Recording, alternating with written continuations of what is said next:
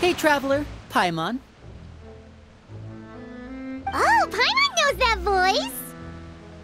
Over here.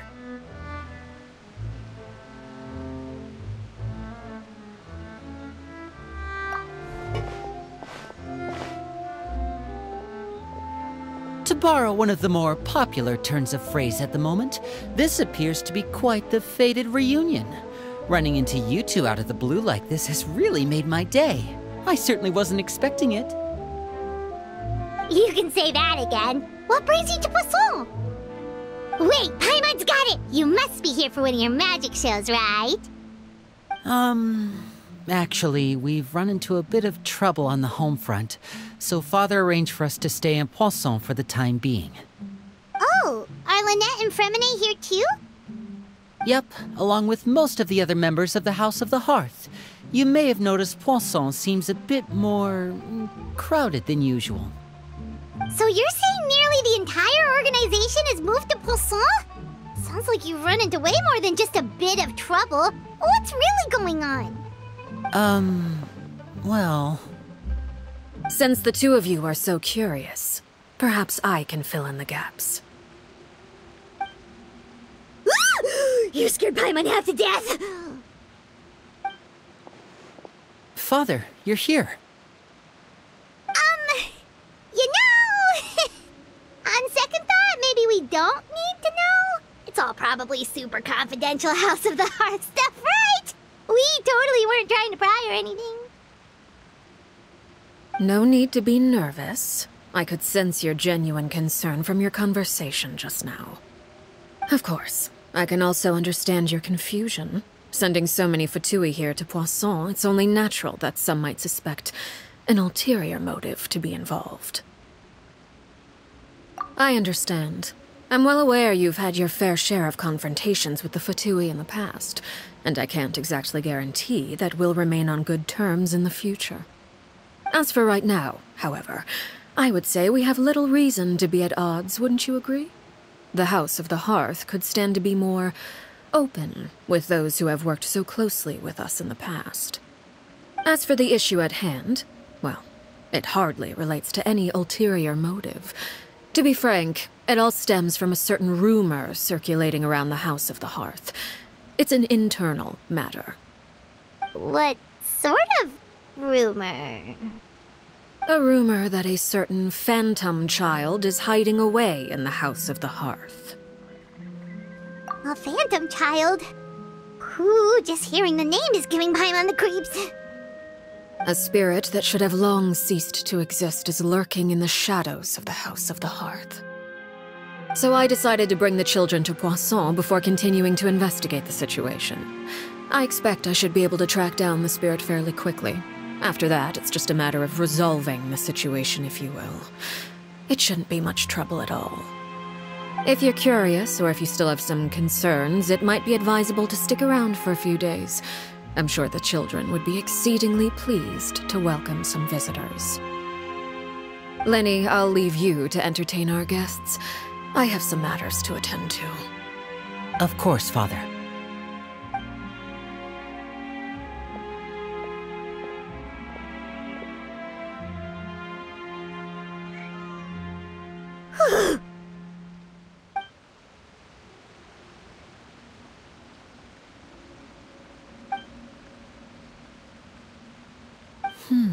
It has long been a dream of mine to invite you to our home and introduce you to my other siblings.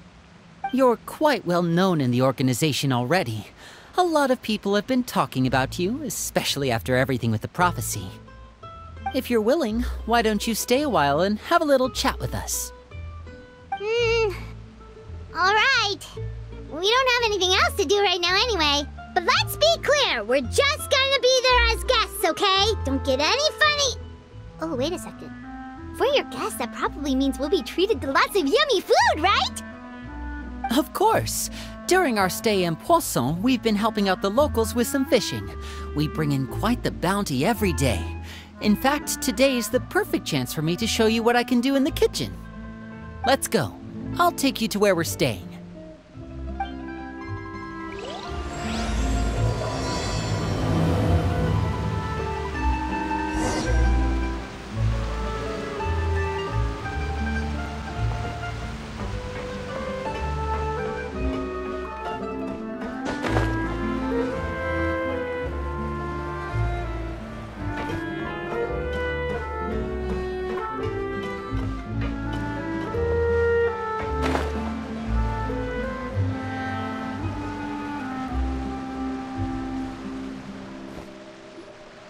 We rented this house from one of the locals to use as a temporary base.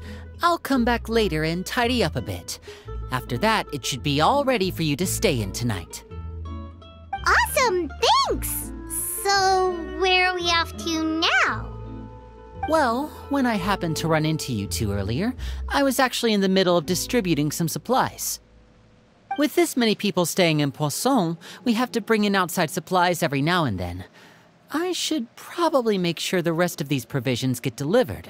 Otherwise, people might start to get antsy. Okay, we'll come with! There are all sorts of rumors about your organization floating around out there. Paimon's not sure if she could even take a wild guess as to what's true and what's not. But now that we finally have the chance to see a day in the life of the house, we can take a good look at how you operate! Well, you're more than welcome to come along. Just follow me.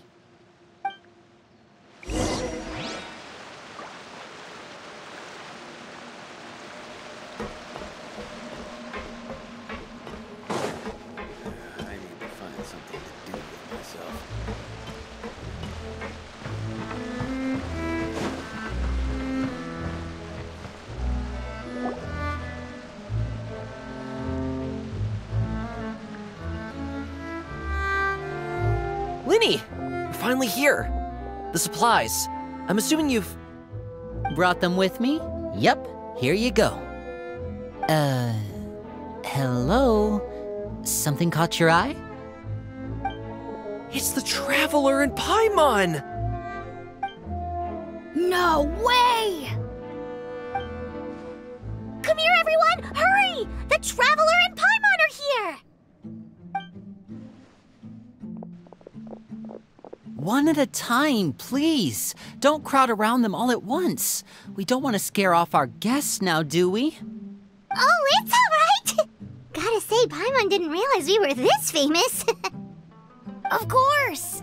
Father and Linny have told us so much about you. Father told us about how you helped Linny. According to her, you're a trustworthy friend. And as far as she's concerned, that's pretty much the highest compliment we've ever heard her give. As you can imagine, everyone's been very curious about you.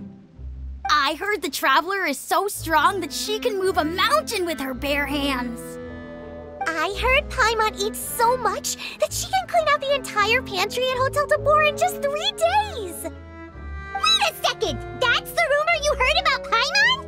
Oh, not cool at all! Oh wait, when guests visit, you're supposed to give them gifts and stuff, right? Oh, we don't need something like that. Besides, we don't have anything to give to you! Come on, we insist! I can give you some of my new potions. Just pick your poison. And by that, I mean medicine or actual poison. I've got both. Huh? Or maybe Shaplo can teach you guys about stealth. He's super good at it. He's never been caught. Ah, now that's not a bad idea. I know you usually prefer to fight head-on, but it never hurts to expand your bag of tricks, right? When it comes to eliminating your enemies, staying quiet can go a long way. Trust me, I would know. I was poisoned not too long ago, and I'm still dealing with the after effects. So I'm not quite as good as I was before, but I can still give you some pointers. Wait, when you said gifts, Paimon didn't think you meant poison and stealth tactics. But those are the best things we can give you. You don't like them? Ooh, how about this? Tell me the name of someone who really annoys you, and we'll teach him a lesson for you. All right, Folt, Selwar. I think that's enough suggestions for now. When it comes to being a good host, it's the thought that counts. You don't need a physical gift to make our guests happy. In fact, pestering them with suggestion after suggestion might make them more annoyed than anything. I would say your enthusiasm has certainly gotten across. Really? Awesome! It's been so long since we've had guests to play with. If there's anything you need, just let us know. Yeah, especially if it's poison or something. I've got all sorts of potions for that. Well, we'll talk to you all later. We've still got supplies to distribute. All right, see you later.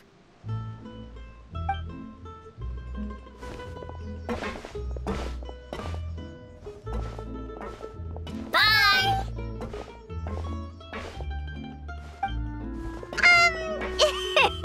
Lenny, about all that poison and stuff tactics talk just now. Scared you, did it? That kind of talk comes with being part of the House of the Hearth. When Foltz was really young, he strangled all of his family pets, just out of curiosity. He was labeled a dangerous problem child and was abandoned by his family. Elwar has an unnatural obsession with potions.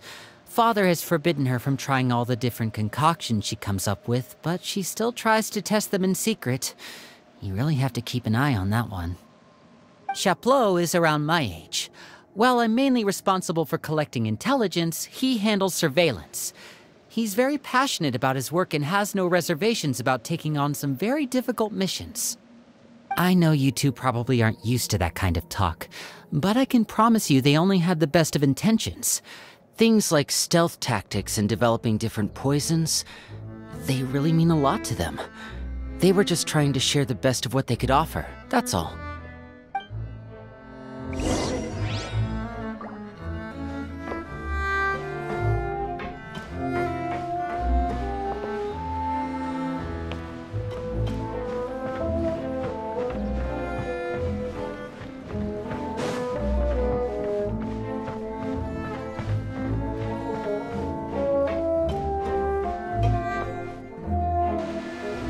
Filio, supplies are here.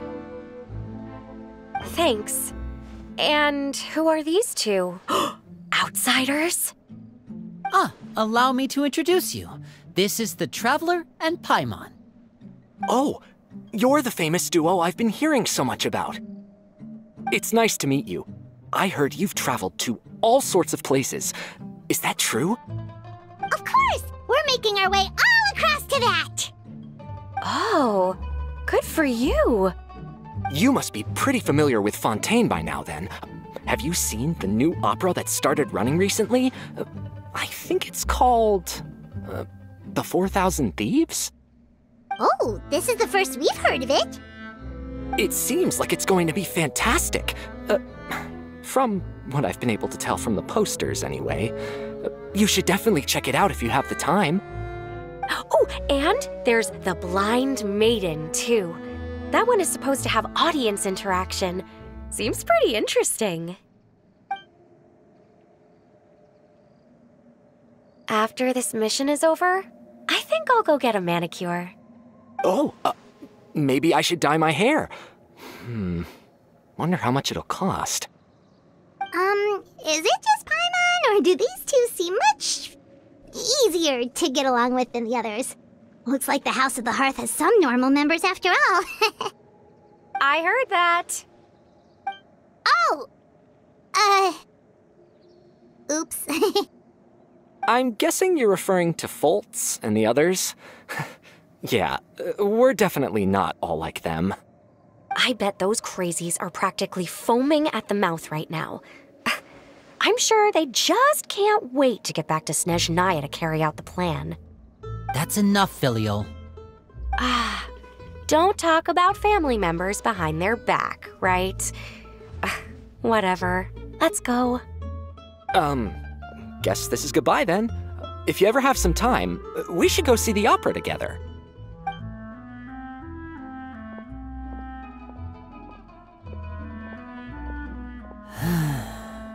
Well, that's it for the supplies. we should probably head back as well.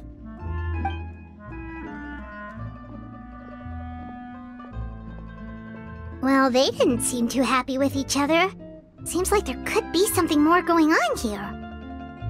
You're right. We're only here as guests after all. Oh, Linny's getting super far ahead. Come on, let's catch up.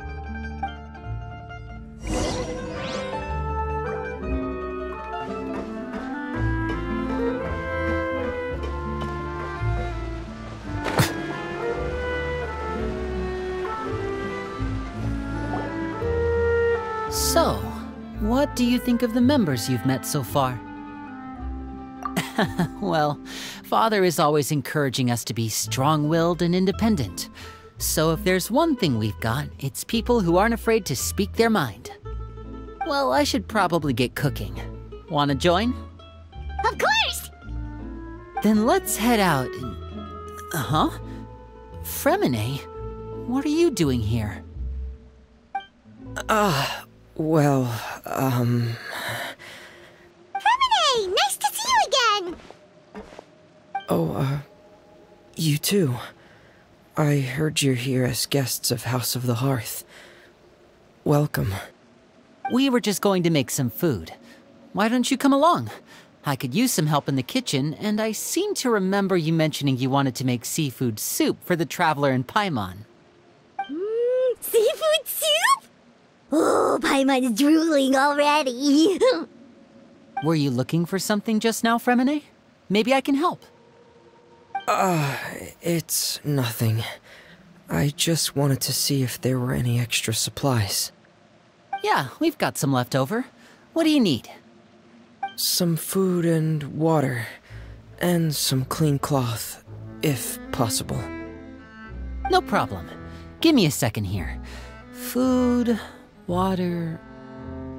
Wait a minute. What do you need all of those for?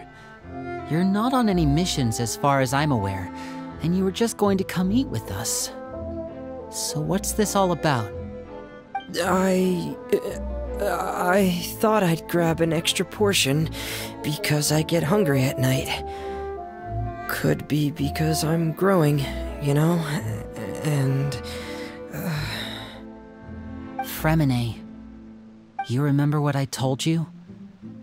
You're not like me. Your lying skills still need some work. Tell me what's going on. Is it really bad enough that you have to keep it from your own brother? Maybe it'll be better if we gave them some space.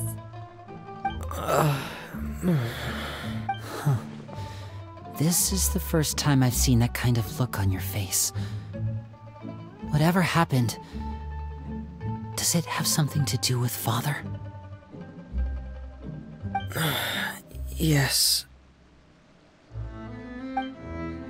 Just follow me.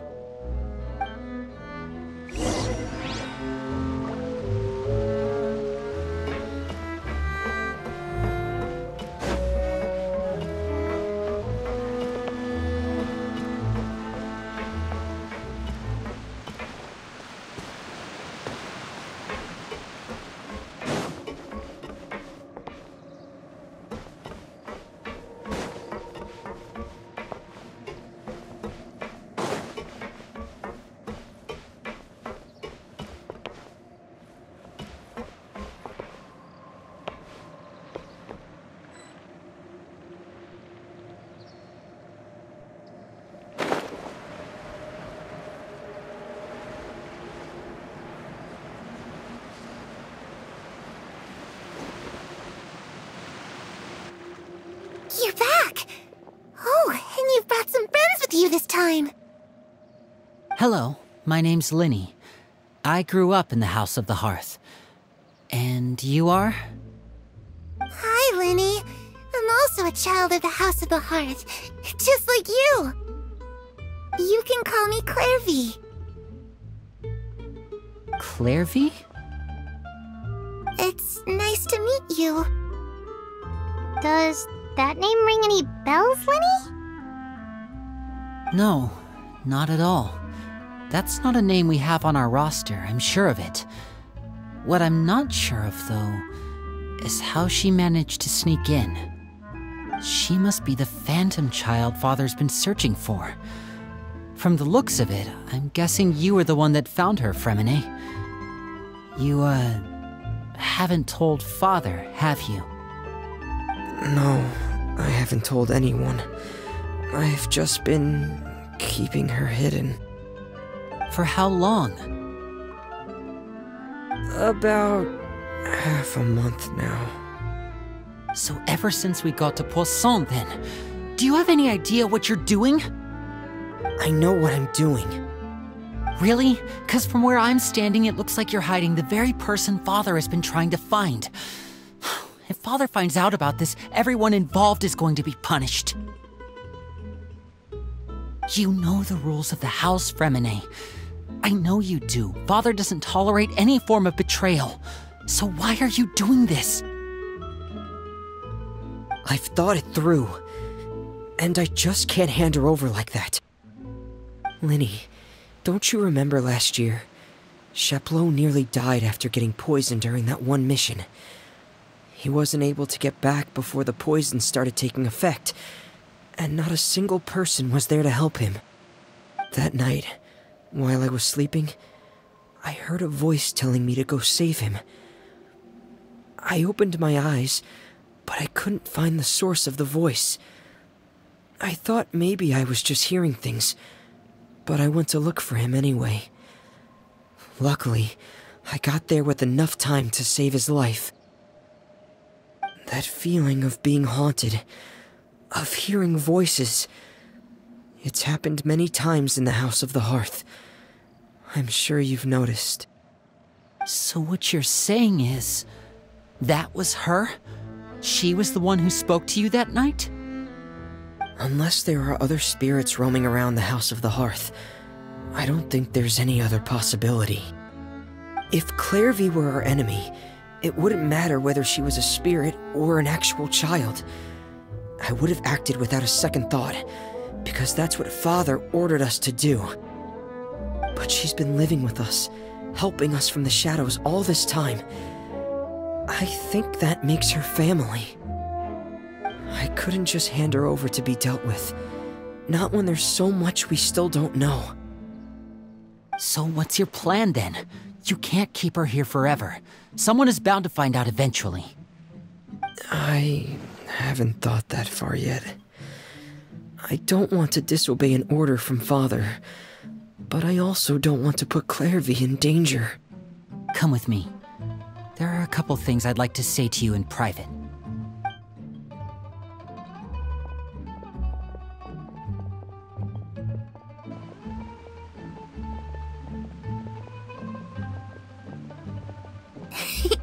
Those two sure care a lot about each other. Well, they got a funny way of showing it. From where Paimon was floating, it sure seemed like they were about to bite each other's heads off. No way! They have a really deep bond. I could tell right away, because I also have a friend like that. I just don't know how long that kind of bond can last. The darkness in the house runs deeper than you can imagine. No one can get out alive. I'm sorry, Linny. I really didn't mean to drag anyone else into this. Oh, really? You didn't mean to? 'Cause I, for one, wish you did. Huh? What do you mean? You know, when we were younger, you didn't call me Linny. You called me brother, just like Lynette. We grew up together, the three of us. We were all orphans, all rescued by Father. Of all the siblings in the House of the Hearth, I think our bond was the closest. Later on, when you started calling me Linny, I wasn't actually surprised. After all, Lynette and I are related by blood. We've had to depend on each other to survive long before we joined the house. Linny, The darkest and most difficult moments of my life happened before you and I had ever met. I'm sure that's true for you as well. Even so, Fremine, we've stood by each other for all these years now, and to me, that means more than blood. You and Lynette are the most important people in my life. No one can replace you. So I won't let you face anything alone. Not if I can help it. Oh, looks like things are getting kinda heated between Linny and Fremine. Maybe we should go check on them. Oh, it's raining. I should put my clothes away. Hey, you two! Hope we aren't interrupting anything. Like a fight, or... Oh, wait a minute, Fremine. You're not crying, are you? Is everything alright? Everything's fine. Thanks for asking. Well, we're all friends here, right? We've been through so much together, so if there's anything we can do to help, just say the word. It's just a small family dispute. It's not something our guests should trouble themselves with. In fact, it might be better if your stay ended here. What are you getting at, Traveler? When guests are around, families are often on their best behavior. And any disputes are less likely to escalate. That's what you're trying to say, isn't it? I... just... Thank you. I was really hoping to keep you out of it. But even if I could think of some other reason to turn you away, I'm not sure I could convince you. I know things could turn dangerous, so I promise you this. From now on, I'll protect you like my life depends on it. Me too. Well, back to the matter at hand then. If we don't plan on handing Clairvy over to Father, then our only other option is to solve the mystery of her identity before Father is able to track her down. That means finding out where she came from and what she's doing here. Then we can send her on her merry way and pretend like none of this ever happened. I've tried that already. And? And... nothing. I tried taking her somewhere really far away, but... after some time, she just reappeared. She even came with us all the way to Poisson. It seems like wherever the house is, she follows. I don't know much about spirits. Do you two have any ideas? Let's see here. Paimon remembers hearing something like, if you fulfill a spirit's last wish before they died, they'll let go of whatever's keeping them here and return to the ley lines. Oh, it's just that Paimon doesn't really remember where she heard that, so it's not guaranteed to work or anything. Well, sounds like it's worth a shot. Guess that means we should go ask her about her wish. But first, Fremine, I need you to promise me something. What is it? I need you to promise me that this will stay between the two of us. We're the masterminds behind this whole thing. No one else gets involved. Can you do that for me? Of course. I promise. All right. Then let's seal the promise just like when we were kids. Fist bump on 3. Ready? 1, 2, 3. I swear.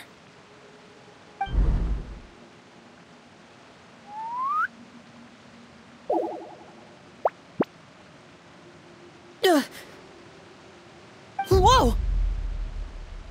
Lynette! But what a surprise!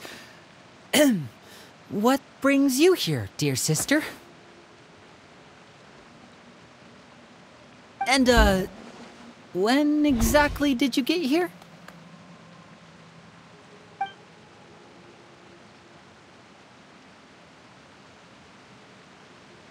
You're an idiot, brother.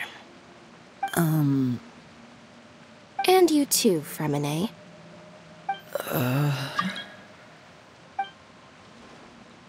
You 3, Traveler. And you 4, Paimon. Wait, what did we do? I've seen Clairvy around the House of the Hearth before. I hadn't seen her in Poisson, so I figured she must not have come with us. But it turns out, you were just hiding her. I heard you talking about your plan. Rather than steering clear of the situation, I'd rather fully join in.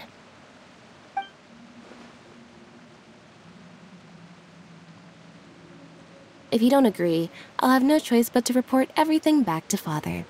Simple as that.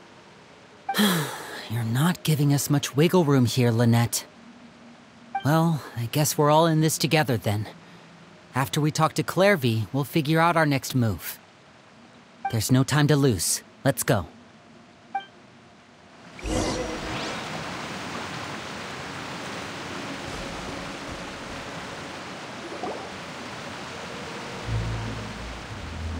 I'm full. Thank you for bringing me this food, you guys.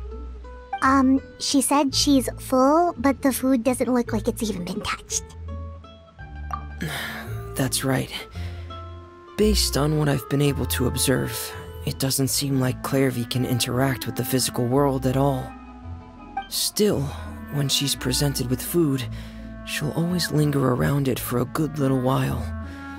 Maybe, in her mind, she really is eating those things. Does she know that she has already passed away? I've tried to ask her, but she didn't answer. My guess is that she's just as confused as we are. Or maybe she couldn't understand the question at all. Clairvy, if you've got some time, I'd like to ask you a few questions. Sure. Oh, another new friend. Hi, I'm Clairvy. Hello. Clairvy, how did you join the House of the Hearth? Huh? Isn't it the same for everybody? The Knave brings you here and then you can't leave. It's just that your name, it's not on the roster. And I've never seen you before. The roster? Oh, I get it now. I think there might be some things you don't know about this place. The people in charge, they're not as nice as they look. They say they keep a roster, but it's not complete. There are a lot of people who aren't on it, and never will be. In this house, some people are family, and other people are just test subjects. Those kinds of people aren't ever going to get a place on the roster, unless it's the roster of people who've been executed. Wait, does that mean the Knave... She... Is there anyone that can vouch for you? Perry, she's my best friend. She's the only one I trust in this place. Have either of you heard of that name before? No. Me neither. Clairvy, Perry. Neither of those names are on the roster. But it seems like she's telling the truth. Either that, or this kid's already got a bag of tricks bigger than mine. Maybe we should try a different approach. Clairvy, do you have a wish? A wish? It can be anything you want. Just imagine. It's your birthday, you're blowing out the candles, and your wish is...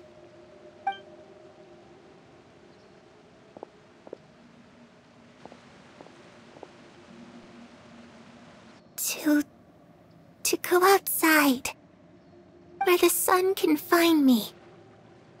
That's... it?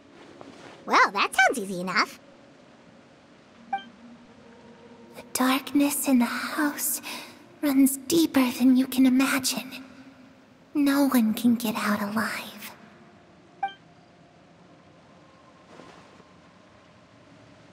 Okay, time to divide and conquer. Listen up. I've got a plan. I'll try and find a way to use basic illusory magic to take Clairvy outside and bring her somewhere with sunlight. Lynette, try and find the list of executions that Clairvy was talking about and see if her name is on it. Fremine, you stay in Poisson. We can't be the only ones who've had run-ins with Clairvy.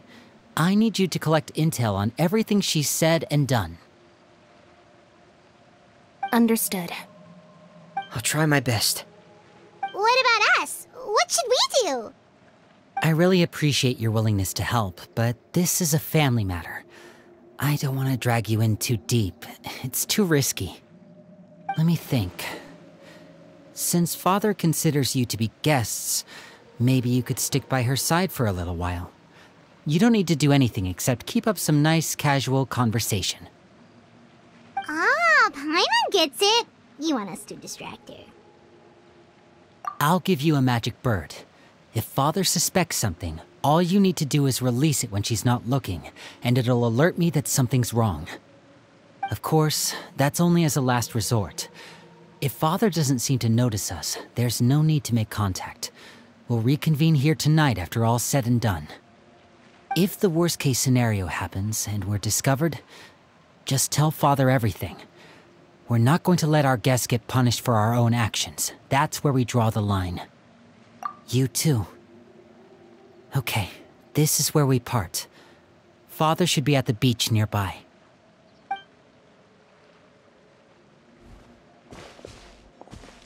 I really hope this goes well. No, it has to go well. That's the only way this can get resolved.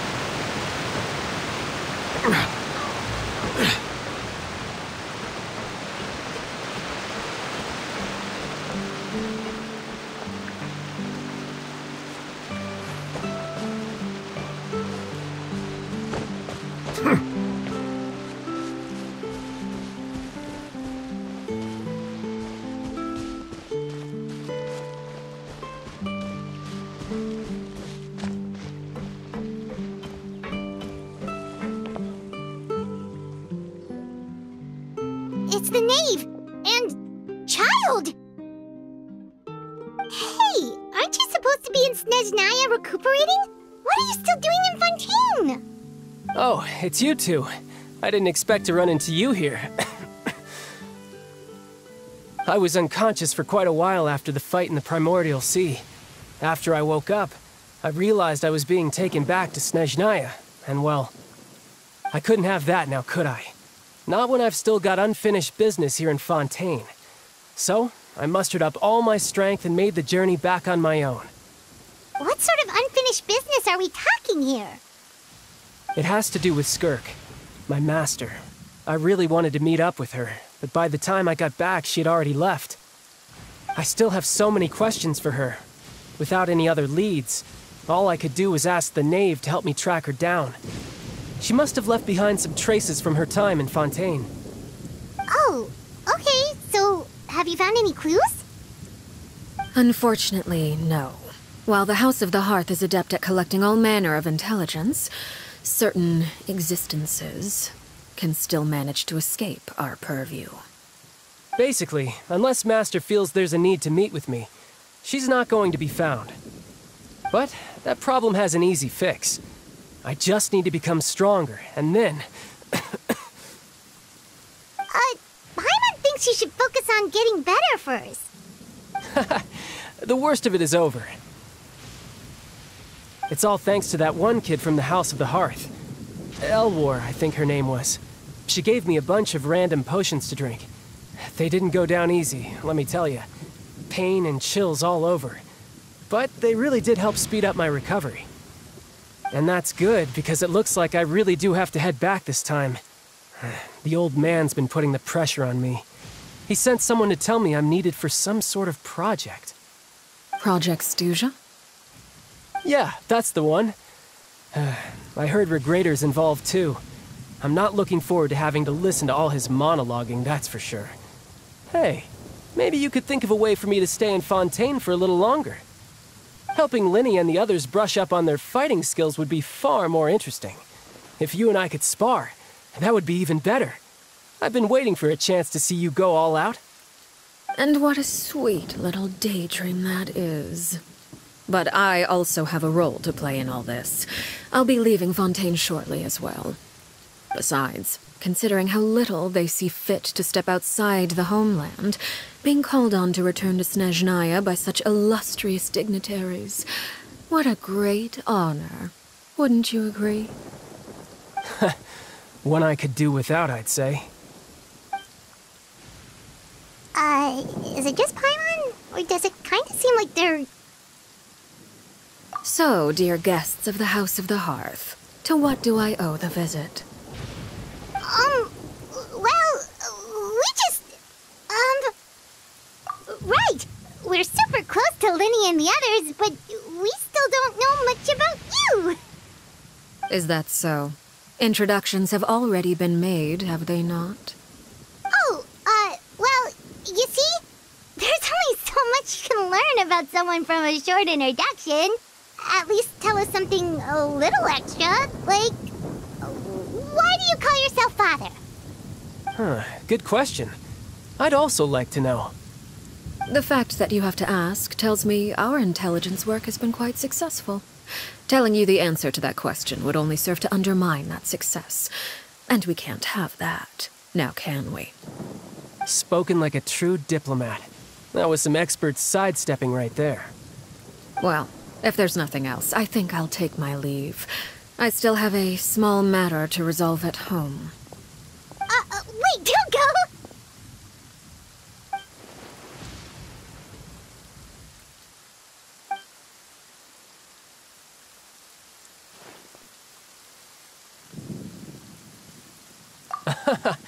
I'd also like to hear the answer to this. I've met some of the members of your organization, and they all seemed like really good kids. They actually reminded me of Tonya and Tusser. Which, by the way, if you ever betray them, I'm just letting you know, I won't let you off easy. And why would I betray them? Well, you've already betrayed the House of the Hearth once, haven't you? At least, that's what I heard.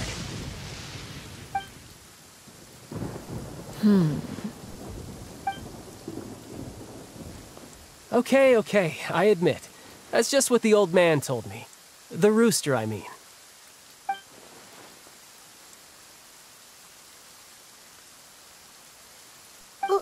Wait, did you really do something bad to those kids? Never mind what I've done. I'm more curious as to what the mighty rooster had to say. Care to enlighten me? Ah, well, nothing much. Just some stuff about you taking out many other members of the House of the Hearth, and even going so far to attack your own family. I see.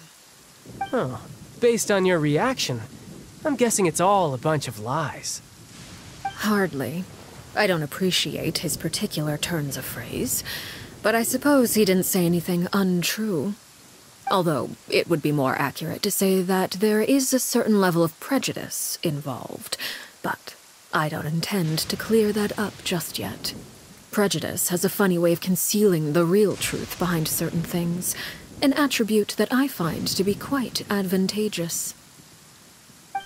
Call yourself a Fontanian, for example, and people will assume all sorts of things, when the real truth is that this is simply the land where I was raised. Huh? You're not actually from Fontaine? But then why did you try to help out with the prophecy and everything? I was trying to protect the children born in Fontaine. Claiming that I myself was a Fontanian simply made it easier to operate.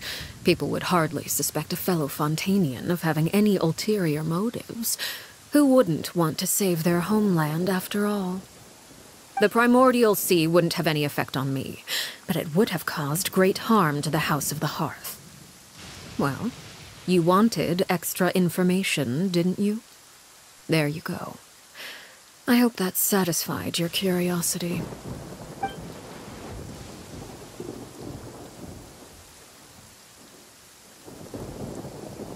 So, you stayed in Fontaine for the kids. I guess I was wrong to believe you'd betray them. Apologies. Looks like I was holding on to some prejudices myself. Good. Like I said, I like it when others have misconceptions of me. Actually, while I was recuperating at the House of the Hearth, there was something else that really caught my attention. I heard that members always resolve disputes and arguments with a friendly spar, and the loser has to back down. Seems pretty cool if you ask me. Would also give them plenty of opportunities to hone their skills. Well, that's only a recent development. In the past, such spars weren't nearly so friendly. The losing party would lose everything, including their life. They were that high stakes? Whew, at least that's not a thing anymore. Well, the current atmosphere's not half bad. I'm a bit jealous, actually. You've got so many family members around you, and you even get to live with them. Having a lot of family around means dealing with a considerable amount of bickering and scheming. Once Tonya and Tusser enter their rebellious phase, I'm sure you'll understand. Just imagine. Tusser becomes obsessed with plucking out strands from the rooster's mustache, or Tonya decides to dye her hair 42 different colors. Okay. I get the picture.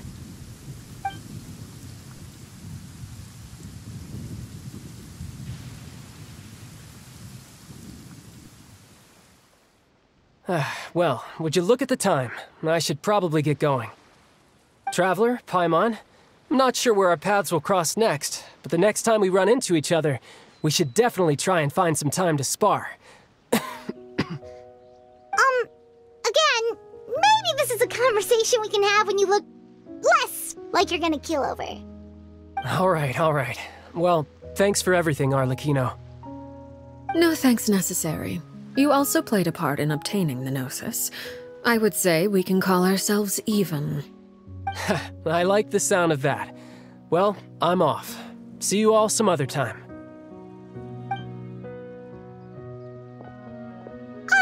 We should probably get going too. Do you want to head back with us? Oh? You want me to leave so soon? Oh, well, you see, I'm rather enjoying the evening breeze. If you don't mind, I think I'll stick around for a bit. I have some things to think about. Apologies for not attending to you like a proper host. Please forgive this slight. I do hope you'll have a pleasant stay. We managed to keep her distracted until nightfall. Good thing Child was there to keep the conversation going. You don't think she suspected anything, do you? Oh, I wonder if Liddy ran into any issues. Let's hurry back and see how everything went.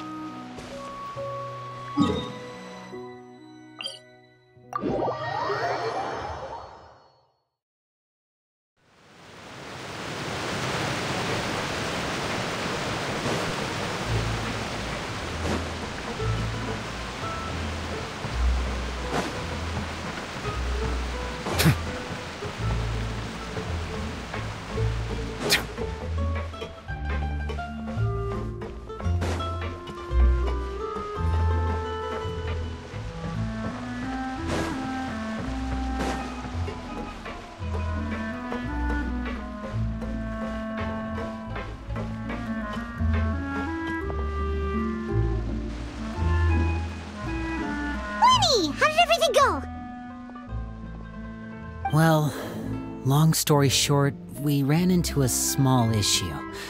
Clairvy can't go into the sunlight. Everything was fine at first.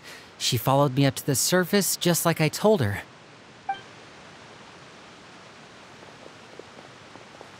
But as I led her out of the shadows and into the sunlight, she vanished. I turned around and there she was, standing at the edge of the shadows, silently watching me. Huh. Maybe she's afraid of sunlight, or... No, it wouldn't be her wish if that were the case. Well, we could always try pushing her into it. Oh, true. I've pretty much tried it all already. Nothing worked. Eventually, the sun went down, so all I could do was bring her back here. How did it go with you, Lynette? Good. I've got the list. It's right here. Really? Well, what are we waiting for? Let's take a look!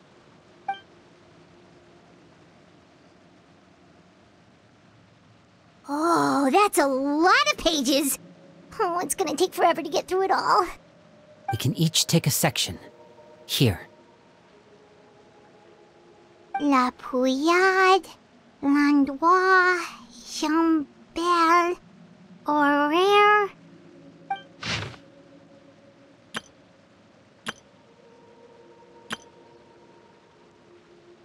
Oh, yikes. That Horaire guy has a huge scar on his face. He's kinda giving Paimon the creeps. Ah, I've met him before. The scar is from an injury he received during a mission. I still remember him joking with me about it. He said any future lover would take one look at him and then lose all interest. Did he say anything else? Well, I asked if there was someone he was interested in. He said no, and that's where our conversation ended. It was only later that I learned he really did have someone he liked. He risked everything to escape so he could be with her, but it didn't work. One day, Father asked to see him, and, well, I never saw him again after that. Wait, so that means the Knave, she... It may seem cruel, but it's just one of the rules of the house. Betrayal is not to be taken lightly. We know too many secrets to come and go as we please. So, if you do try to leave, you pay with your life.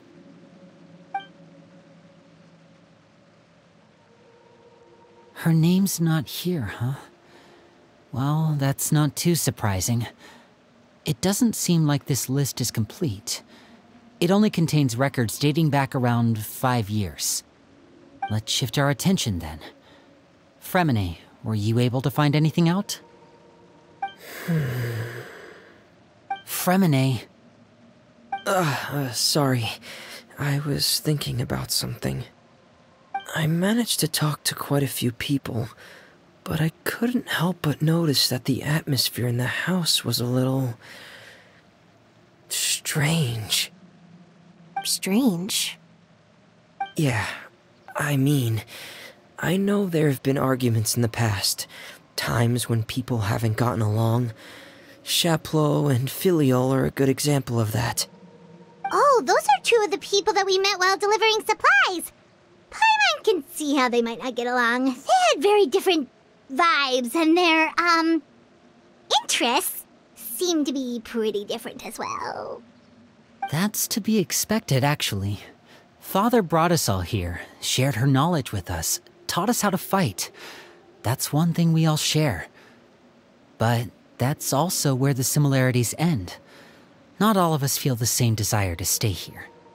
As members of the House of the Hearth, we're also considered part of the Fatui. And to a lot of people, that's an identity they never asked for.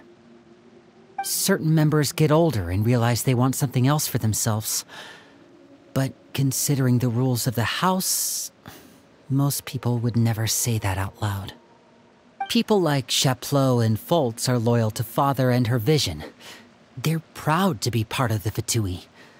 Filiol and Nantoy, on the other hand, well, they aren't quite as enthusiastic. These kinds of conflicts have always been there. It's not like Father is in the dark about any of this. Well, that's true. But it just feels like things have gotten worse lately. Filiol and the others, it seemed like they were meeting in secret to talk about something. I can't say for sure, but I think they've met Clairvy. You think she's been inciting them to act out? No, not exactly. But I wouldn't be surprised if she said something to them about the darkness in the house and how deep it runs. She's told me about it before. Experiments being run on children. People being used as pawns on the battlefield without so much as the strength to survive. And they just believed all that? Without any evidence? Clairvy's words probably gave them the excuse they were looking for. Whether they actually believe them to be true is secondary. This is all because of Project Stuja, isn't it? Whoa. Hold on a second. What's this Project Stuja all about, huh? This is the second time it's come up now. Sorry, but I'm not sure of the details either. I only know what Father has told us, which is that it's something the Rooster and Regrator have been working on together. Apparently, it has to do with the Fatui's strategic plan for the future. Because the House of the Hearth was so successful in obtaining the Gnosis, we now have the honor of playing a key role in Project Stuja. Wait, but isn't that a good thing? Key role is just another way of saying dangerous role. To us, the whole thing is an inconvenience. Father thinks so too, but she's in no position to refuse. Their plan isn't exactly unreasonable, and they've been funneling the house a lot of funding. It's just that we'll lose a lot of members in the process. Participating in the plan, it's an honor in name only. What they're really trying to do is subdue us. The existence of an intelligence organization outside their control makes them feel uneasy.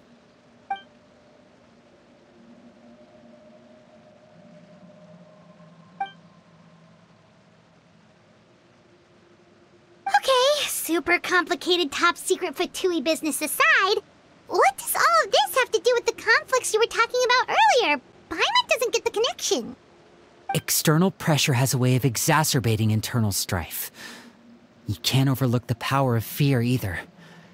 People are afraid of dying, and that fear is often the impetus for a lot of stupid decisions. I thought resolving the Clairvy situation would make everything go back to normal, but it looks like things are more complicated than I thought. If we leave Filiol and the others to their own devices, sooner or later, Father will be forced to take action. We can only focus on one situation at a time, brother. You're right. Even if we confront Filiol and the others, it won't do any good. It might even make matters worse. We should focus on Clairvy for now. Well, it's getting late. We should head back and get some rest. We'll try again first thing tomorrow. Lynette, you stick with me this time. Fremine, keep a close eye on Filiol and the others. Make sure they don't do anything they'll regret. Good work today, everyone. Have a good night, and I'll see you tomorrow.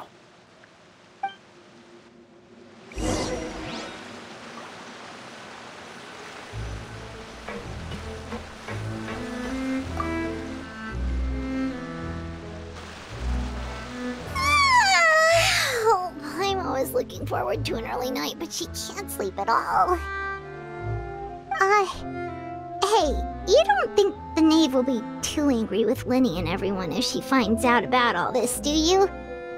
She's even scary when she smiles. If she were to actually get angry... Ooh, you have to protect Paimon if that happens, okay, Traveler? Trust is effort, Traveler. Look! Look over there! Quick! Let's catch up with her before anyone sees!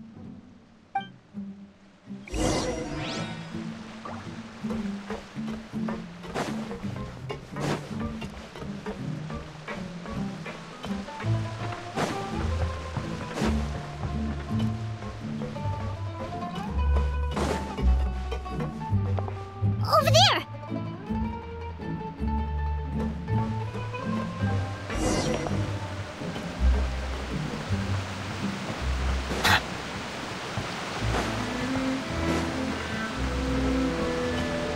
Oh, where is she going? Oh, if someone sees her, we're toast!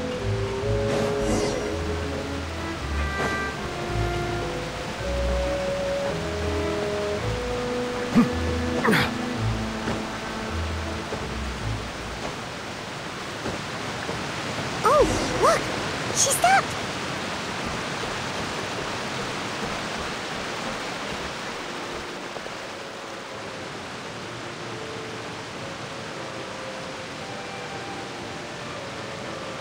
Clairvy! Shh. I opened the window while no one was looking. Look how pretty the outside is. If only I could have more than this. You probably think I'm being silly, huh? All this hopeless resisting? It's better to dream of what I could have than try to make it a reality, right? Please, help us get on the same page here, Clary. We need you to tell us what you know. Can you do that? Sure. Although, after you hear all this, I think you might regret that decision. Everyone in this family is nothing more than a tool, something to be used and exploited. We're all expendable, including me. As long as you're useful, you get to stick around. Lose your value, and you're handed over to the doctor, experimented on, and given a fate worse than death. I've seen it happen again and again, and I've had enough. You're saying the Knave did all that? It's just, that doesn't seem like something she would do. She's scary and all, but it seems like even she has lines she wouldn't cross. I knew you wouldn't believe me. Everyone thinks she's a good person. They all think of her like a real mother. Mother? But she doesn't deserve that title. She's disgraced it and tarnished it. And if I had things my way, I'd never see her again. If only Perry were here, she'd understand. Perry. There's that name again. Also, Paimon's getting a strange feeling. It almost feels like she's not really here with us. Paimon can't tell if she's actually talking to us or if she's mistaken us for someone else. Well, in any case, it seems like she really needs someone to talk to. We should keep her company for a little longer. She looks so young, but it seems like she's been through a lot. It's getting windy. I should close the window. Ooh, look at the moon. Isn't it pretty? Hey, wanna hear a secret? I heard that if you look up at the night sky in Snezhnaya, you can see the aurora. It's supposed to be super pretty. Even prettier than the moon tonight. Perry and I promised each other that once we're older, we're gonna go see it together. But I can't find her. I'm worried she's also been... No, that wouldn't happen to her. She's special. Mother likes her a lot. I should really go talk to Mother, but we just fought. She doesn't want to see me, and I'm too scared to face her. What should I do?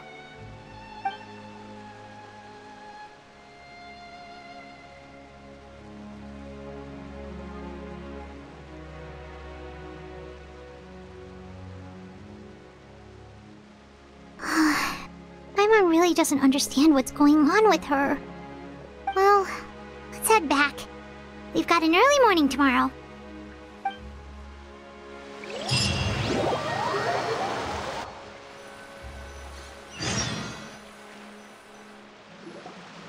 All right, looks like we're all here. Let's go ahead with the plan.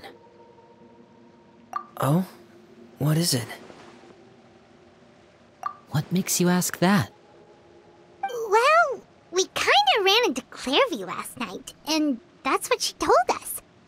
We met the doctor back in Sumeru. He's super dangerous, and he's done all sorts of bad things. It's possible that Father and the Doctor have had certain dealings, but I don't think Father would work with him.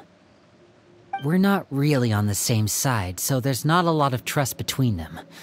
That doesn't exactly set the stage for a successful partnership. I did hear, though, that when Father first became a Harbinger, the Doctor offered to work with the House of the Hearth. Father rejected most of his proposals, except for one. It had to do with some sort of secret experiment. Secret experiment? Could that be what Clairview was talking about? I don't think so. I don't know any details about the experiment itself, but I do know it's an entirely independent operation. The Doctor only proposed a direction for the research. That was the extent of his involvement. I still don't think that counts as working together.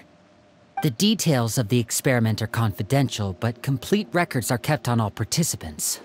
That doesn't seem to be the case with the situation Clairvy referred to. I know you don't agree with some of the Fatui's methods, and I'm not asking you to. But I am asking you to trust us on this. The House of the Hearth has its own principles. There are certain lines we're not willing to cross. Alright, that's good to hear at least. Clairvy seems to think the Knave and the Doctor worked together to do something horrible. If that turned out to be true, Paimon doesn't know how he would even face you guys.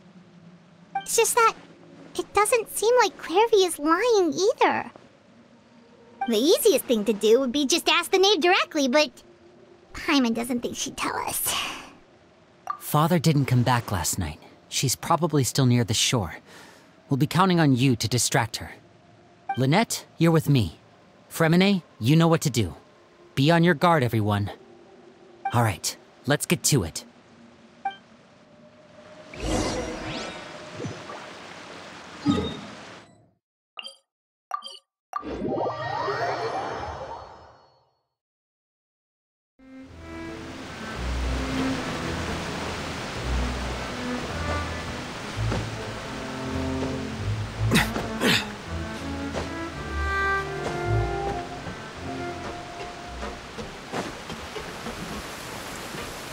Ah, my apologies. This heavy rain must be quite an inconvenience for you.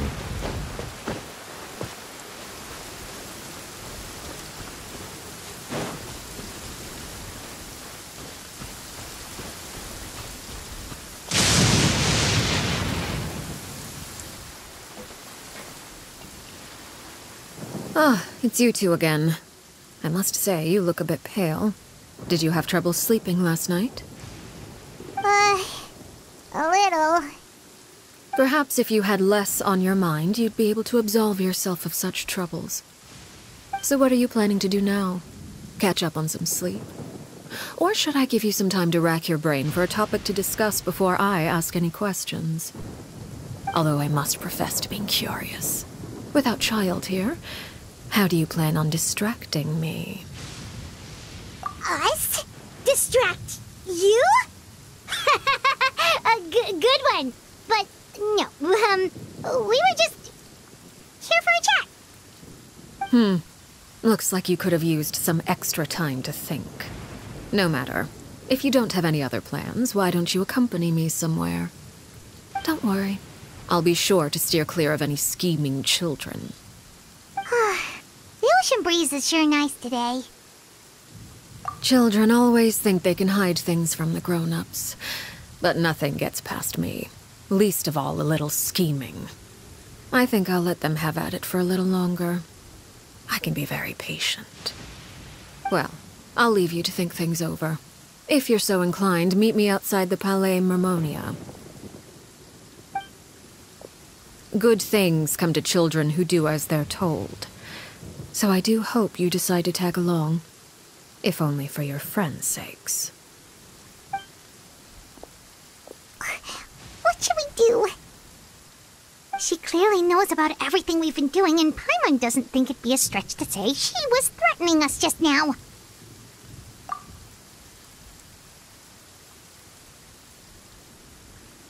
Oh, good idea.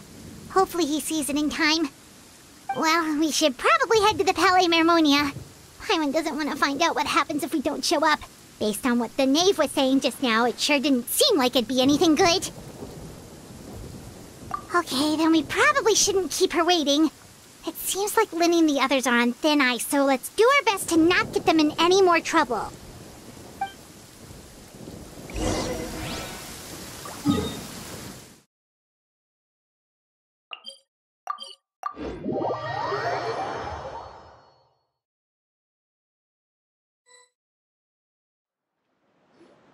Seeing as we still have some time before my meeting, we might as well enjoy some pleasant conversation while we wait. I'm glad to see you get along with my children. Being surrounded by good companions is necessary for a child's development. You're not planning on doing anything to them, are you? I assume you're referring to Lynne, Lynette, and Fremine.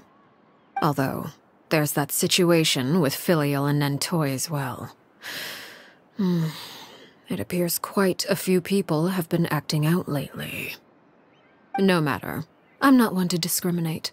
All those who betray the house meet the same fate. There are no exceptions. Does that mean you're going to kill them? Oh, are you here to beg for their lives? I'm sorry to disappoint, but the rules of the house change for no one.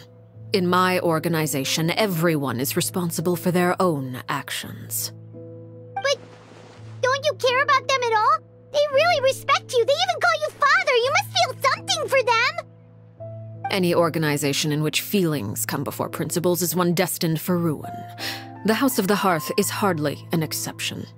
You could say our principles are more stringent than most. Perhaps I can offer you this consolation at least. As our guests, you two will not be held accountable along with them.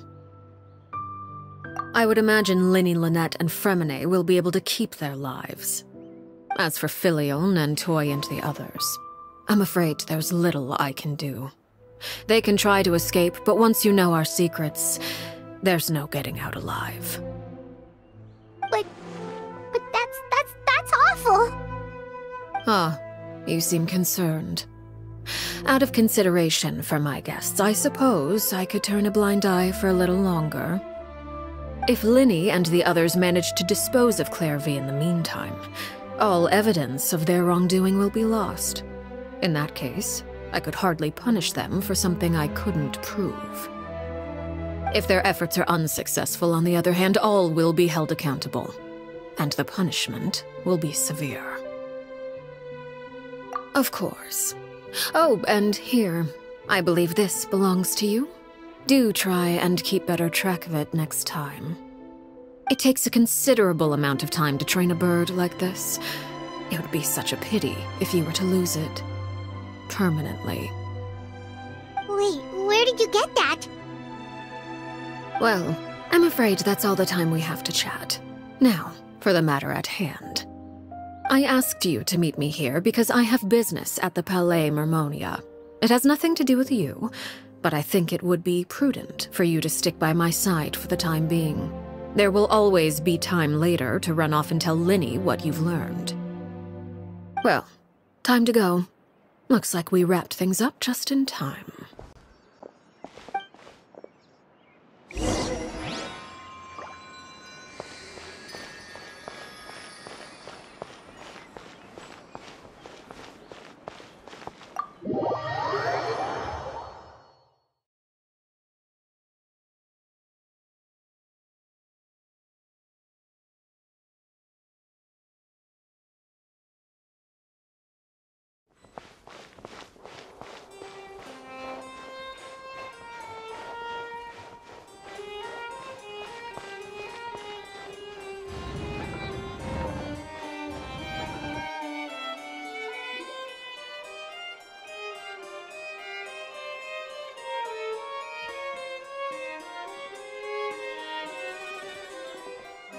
It's been a while, Monsieur Neuvillette.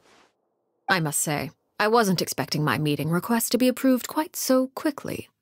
The Palais Mermonia operates with an efficiency worthy of admiration. It is only right that an esteemed diplomat such as yourself should be afforded the proper level of respect. Although, if I may speak plainly, I must confess that I did not anticipate we would have the occasion to meet again after presenting you with the Gnosis. I see you brought the Traveler and Paimon with you as well. If I may inquire as to the purpose of your visit.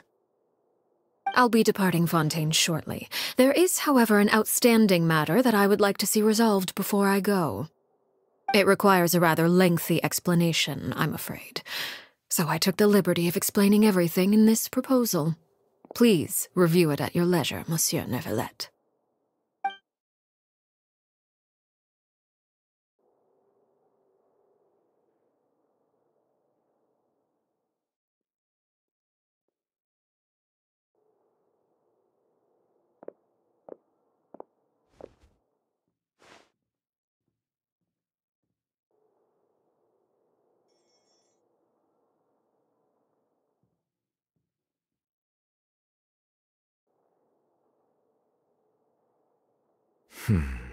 I understand your request.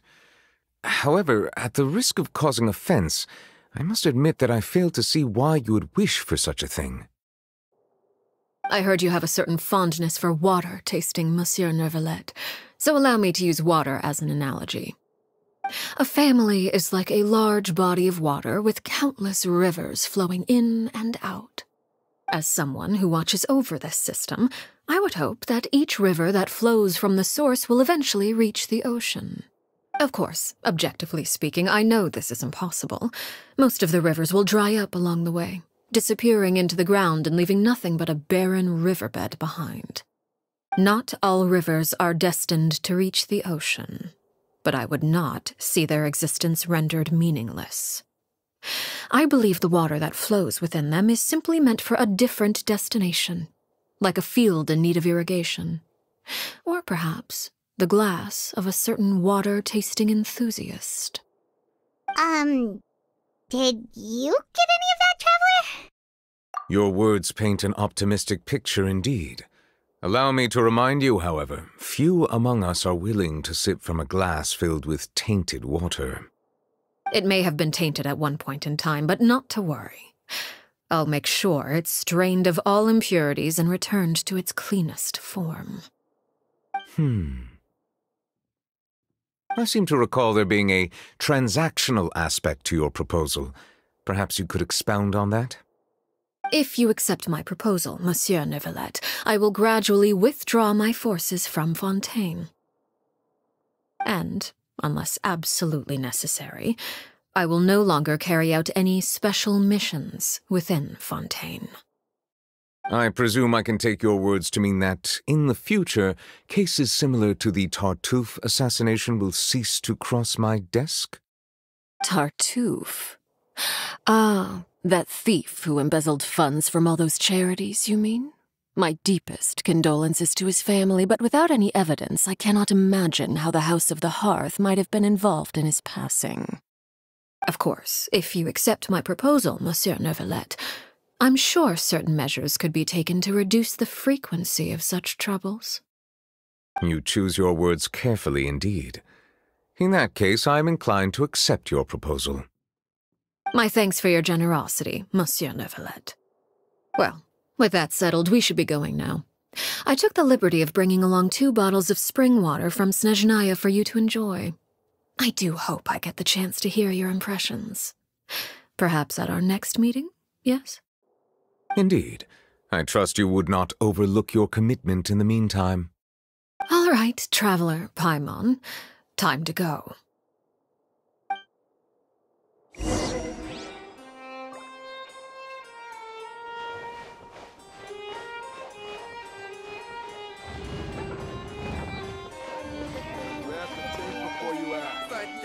These newcomers are full of enthusiasm.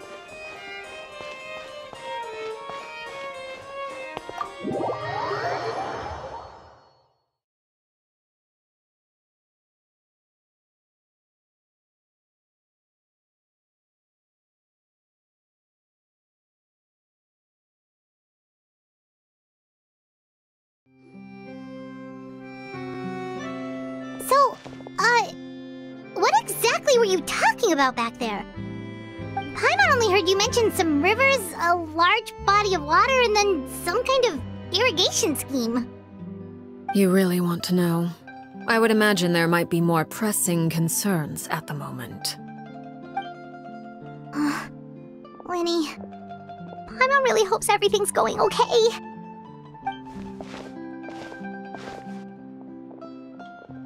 Oh, Paimon recognizes that look. You've got your thinking cap on, don't you, Traveler?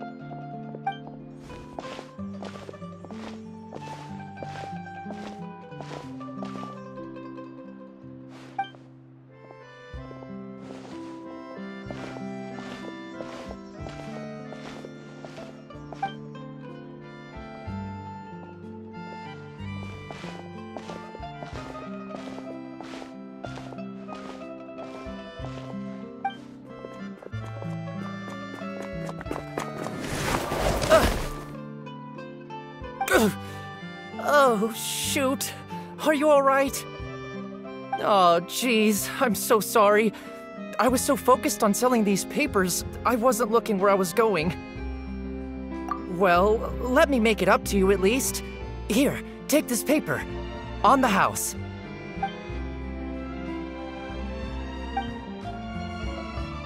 Oh, you don't have to give us anything. Please, I want to. It's not like I'm short on supply. All the extras will be useless come tomorrow anyway. It's my fault, really.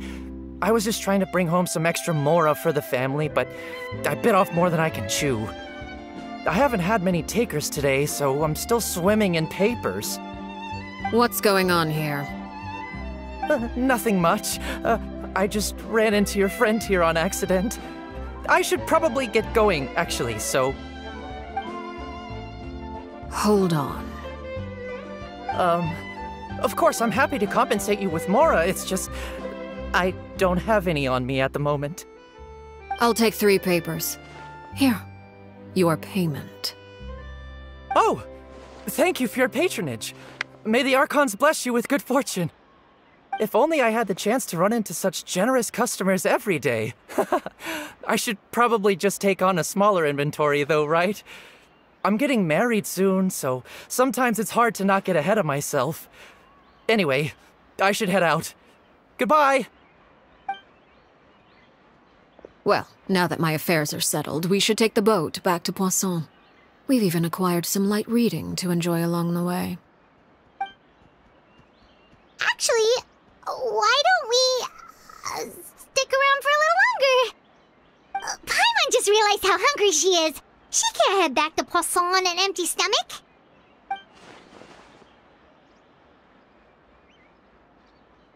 It appears you two are under the impression that delaying our return will somehow alter the situation in your favor.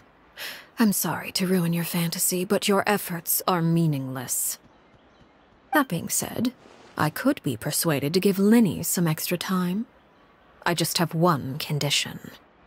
If you agree to my request, I'll even answer some of your questions.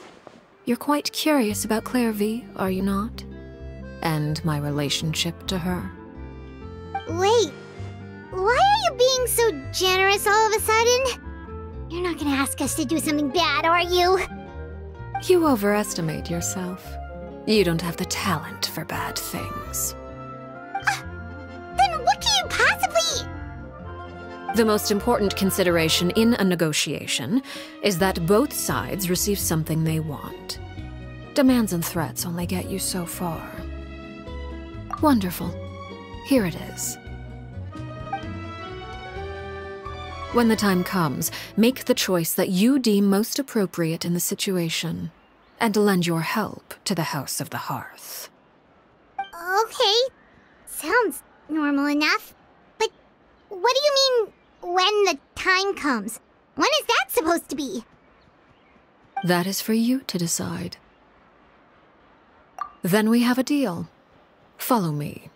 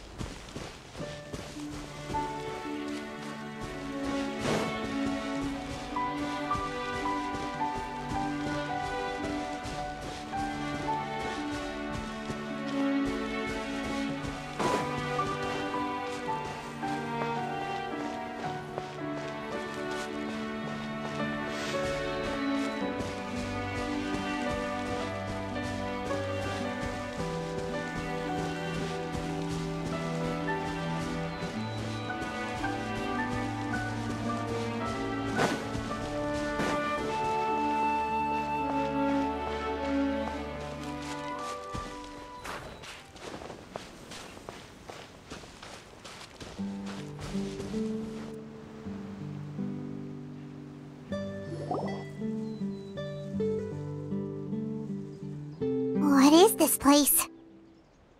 Somewhere long forgotten by everyone. It used to be a grand building. Now it's nothing more than a pile of rubble. No one comes here anymore, nor does anyone care about what once happened here. Although, this place does have something to do with the story I'm about to tell you. It was before I became a Harbinger, and before Linny and the others joined the House of the Hearth. Due to certain events, I first killed Clairvy and then her mother. And this is where it all happened. You were the one that killed Clairvy? Patience now. Allow me to explain Clairvy's side of the story first. I'll start from the beginning. Clairvy was 6 years old when she was brought by her mother, Crucibina, to live in the House of the Hearth. From the outside, it seemed like a fairy tale. A thriving family made up of kind adults and friendly children. Crucibina was the Knave at that time, and the House of the Hearth was under her control. She was Clairvy's mother by blood, but she was also the mother to all the children in the house. Clairvy was happy here, for a time. But she quickly realized that being part of this family wasn't a fairy tale at all. It was a kind of purgatory. Purgatory? Exactly. The House of the Hearth takes in war orphans from all over Tevat. But as for how to raise them, that depends entirely on the person in charge. Crucibina came up with a novel idea. She would teach the children to fight, force them to duel each other, and then crown as the king of the house the child who proved themselves most worthy of inheriting her title. It's difficult to estimate the number of children who died or were maimed in the process. There's little I can say about the ones who died. The ones that emerged with permanent injuries, on the other hand, well, they still served a purpose. They would be handed over to the doctor to be experimented on, or sent away on dangerous missions. Nothing more than tools to be used and then discarded. So those were the experiments Clairvy was talking about. But what actually happened to her? You said that Clairvy was Crucibina's daughter, so if Clairvy tried to convince her to stop what she was doing, Crucibina probably would have listened, right? Despite being Clairvy's mother, Crucibina cared little for her daughter. She forced Clairvy to join the House of the Hearth only as a means to demonstrate her own impartiality as a mother, to prove that she treated all her children equally. Clairvy did try to convince her mother to change her ways, but it was to no avail. After her efforts failed, the only other option was to rise up and try to fight back. Unfortunately, the other children had already been thoroughly indoctrinated into the illusion of happiness Crucibina had created. Of course, there was one exception. Someone Clairvy's age who knew the truth about the House of the Hearth. Her name was Peruere. Wait, the friend that Clairvy mentioned? Friend, huh? I suppose we can call her that for now. Clairvy was a cheerful and passionate person with a tenacious spirit. Peruere, on the other hand, was rather cold-blooded. Her cold-blooded nature allowed her to see through Crucibina's facade. Yet, it was also this cold-bloodedness that prevented her from acting against it. At least at first.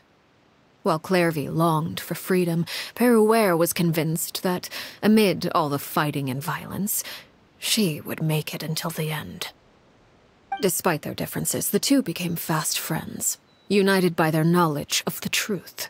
Clairvy told Peruere that she hoped to create a real family, where no one would be killed or sacrificed. There may have been a certain naivete to her ideas, but Clairvy proved her determination many times over. She tried countless times to run away, ask for help, or expose the truth.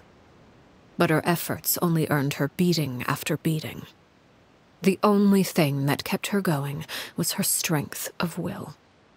Even with her body racked with pain, she would still stand on her tiptoes and open the window at night.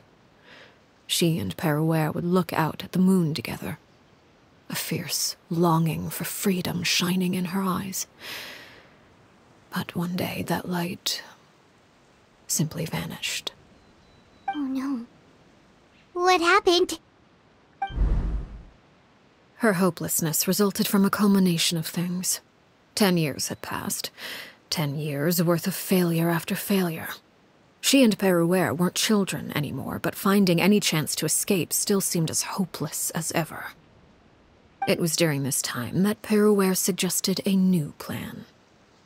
If escaping was out of the question, why not take down the very person sitting on top of this throne of lies?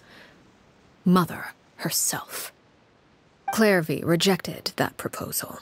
She claimed that, as a famous harbinger, Crucibina possessed an unimaginable amount of power. Trying to kill her would have an incredibly low chance of success. Clairvy never gave another reason, but Peruere could see it written all over her face. Clairvy still thought of Crucibina as her mother. Killing her own flesh and blood was a line she couldn't bring herself to cross. If she couldn't escape and fight back, then only one option remained. Precisely. Death was the only way that she felt she could be free. It happened during a duel. When she arrived at the dueling ring that day, her partner turned out to be none other than Peruere. The very person that had stood by her side all those years. It was a fierce battle. But ultimately, Clairvy decided to let Peruere end her life. From that moment on, Peruere's journey was one written in flames. When the rain finally came and washed it all away, there she stood, the sole victor in Mother's endless game of slaughter. A trail of corpses strewn across her path to success. It was the very result she had predicted 10 years prior. Even then, she believed she would make it until the end. She wasn't surprised by the fact that she emerged as Mother's undisputed heir. Rather, her success left her with an inexplicable sense of restlessness. She was unsettled, and there was only one thing that could quell that sensation. Perhaps you two would like to take a guess as to what it was? Crucibina, you mean? But... Correct. This is the place where Peruere killed her best friend. A mere year later, this is also the place where she fought tooth and nail to kill the mother they shared. The moment she acted, any conception of what was right or wrong ceased to matter. It's one of the principles of the house. Only those who survive get to write the rules. Peruere won the battle, and became a harbinger herself. After which Her Majesty, the Tsaritsa, bestowed upon her a new name. Arlecchino.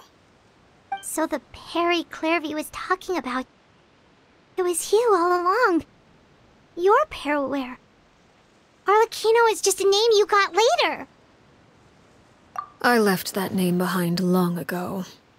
I must say, hearing it now does bring back memories.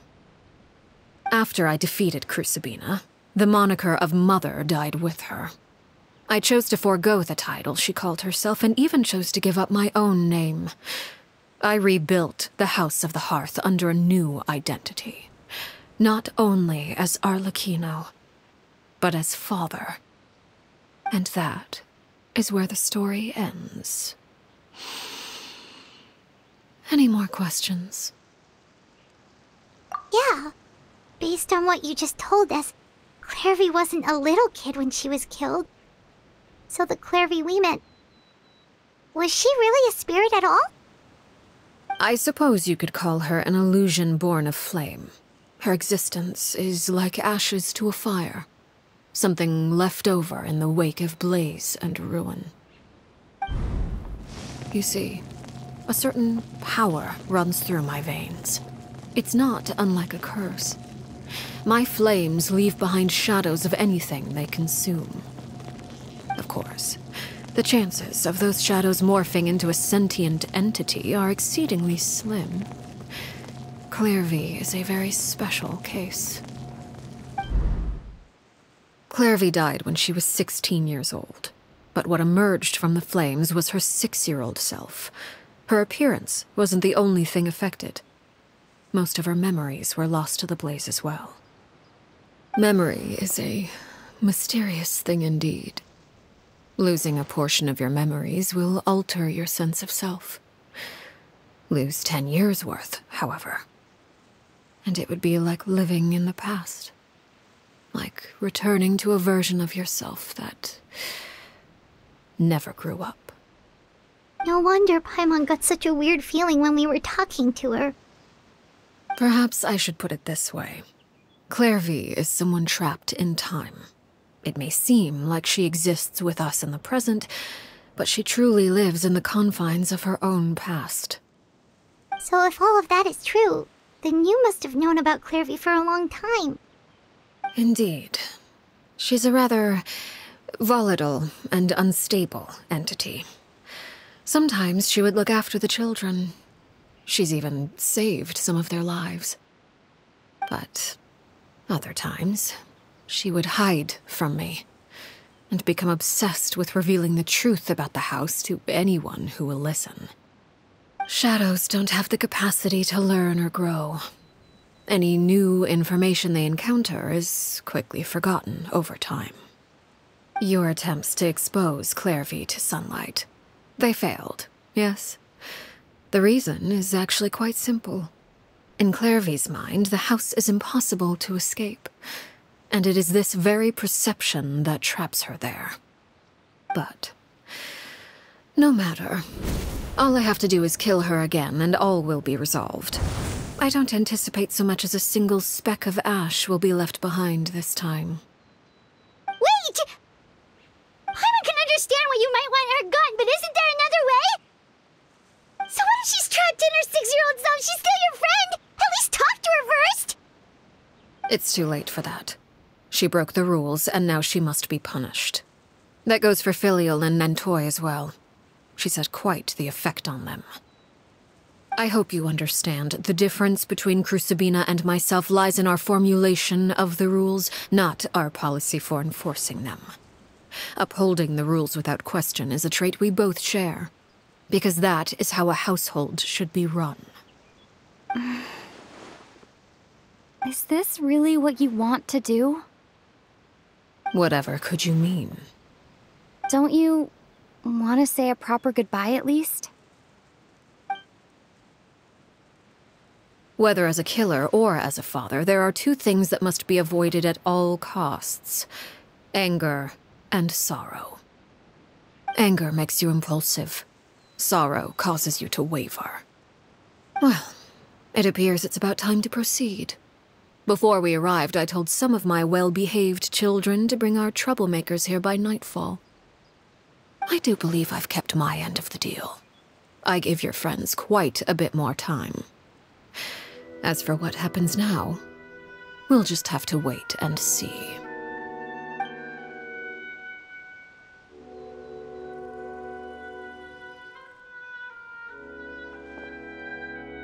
Here they are, Father.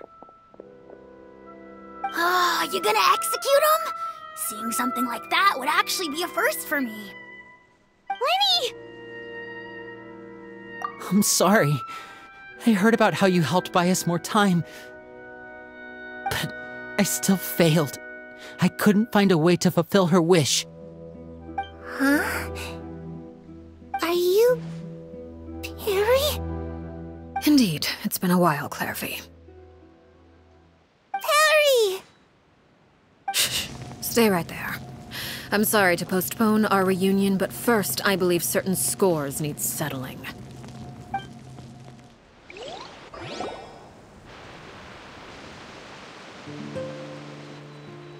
Father, let me explain. Out of my way. Father! You chose to conceal a threat to the house, and for that, you must be punished. Overall, however, I suppose your wrongdoing is hardly the most egregious of the bunch, so I'll deal with your punishments later. As for right now, the more pressing concerns are the traitors among us. By traitors?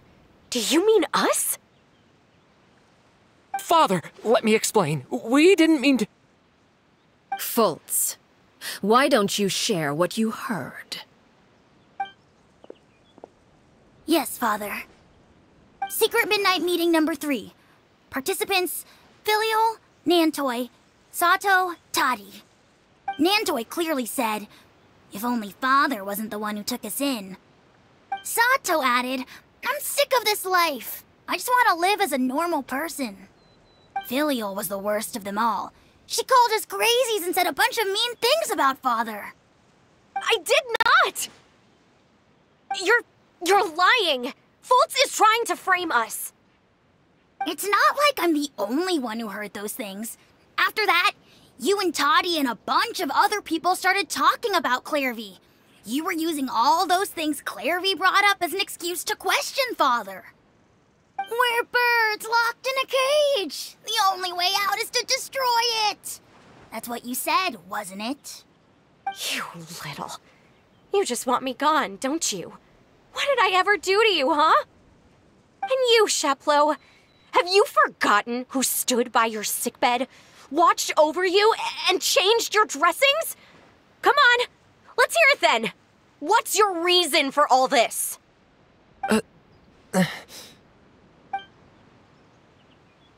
You're wrong, Filial. We don't want you to die. You're our family. Liar. You wouldn't be doing this if that were the case. So why? Why have you backed us into a corner? We all live in the House of the Hearth. You know the type of work we do, Filial. A single betrayal can cost dozens of us our lives. It's not like it's never happened before. That kind of thing is hard to forget.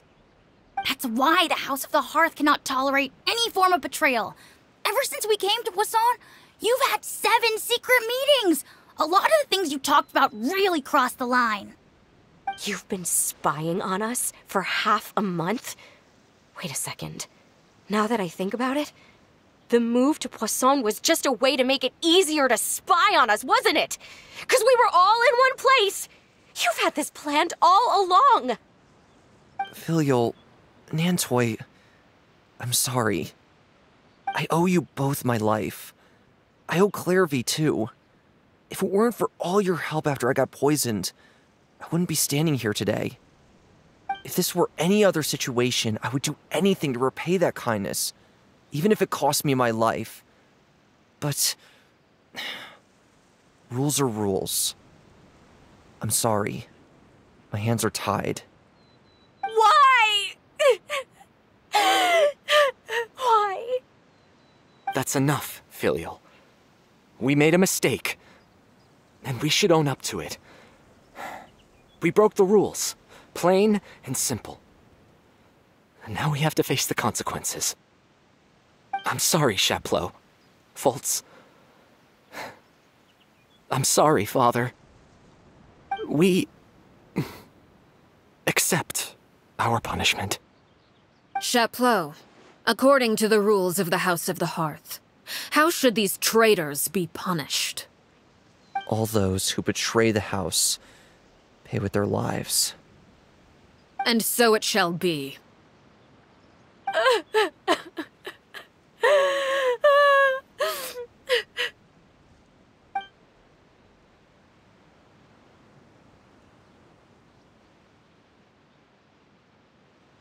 Father, please wait! Something you want to say, Linny? Please reconsider, Father. What Filial and the others did, does it really count as betrayal? We all come from broken families. From the very first day we joined the House of the Hearth, we wanted nothing more than to make it a real home. But the truth is, none of us know what a real home should look like. I'm not saying I have all the answers. All I know is this. Killing Filial and the others may uphold the rules, but doing so will only bring us further away from being a real family than we've ever been. So please, Father, please reconsider. I agree with Linny. Father, please. Linny, you...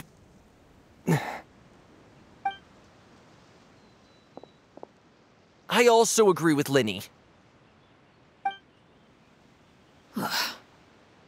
An order once given cannot be rescinded.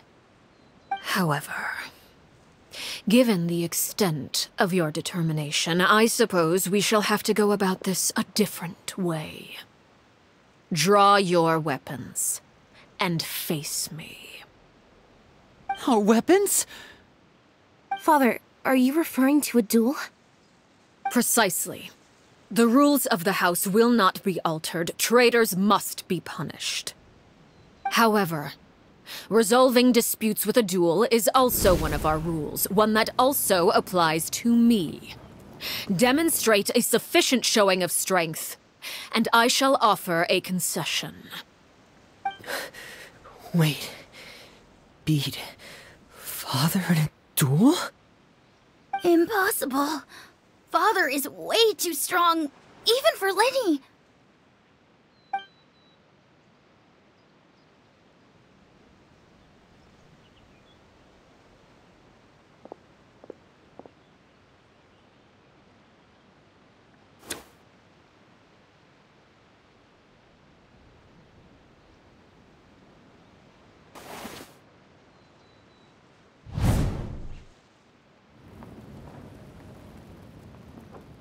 Did you hear that, Traveler? Linny and the others have to duel the Knave. What should we do? Can they really win something like that? If they lose, those people from the house are really gonna be executed. Hey, are you listening?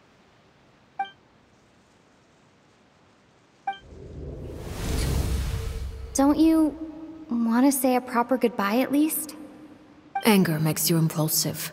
Sorrow causes you to waver.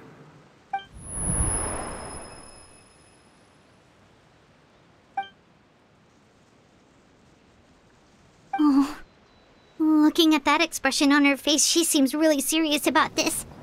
Guess that means there's no chance she's throwing the duel on purpose, huh?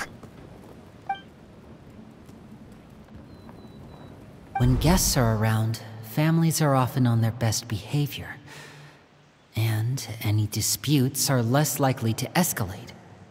When the time comes, make the choice that you deem most appropriate in the situation, and lend your help to the House of the Hearth. What's wrong, Traveler? Hey, where are you going? Traveler? You're asking to join the duel against the Knave? I'll allow it. We do have a ready-made dueling ring at our disposal, after all. All I would advise is this. Keep a firm grasp on your weapon, and give it your all. Any less, and you may just lose your life.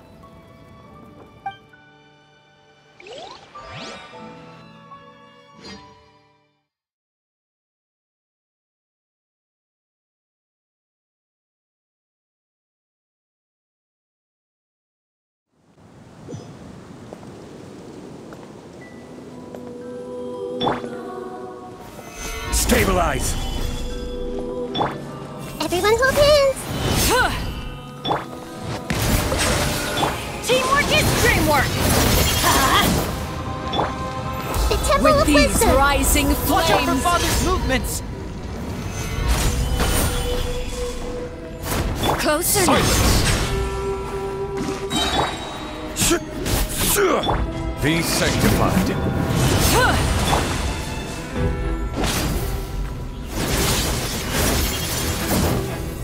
Over here! With these rising flames! Is it my turn now? Closer now.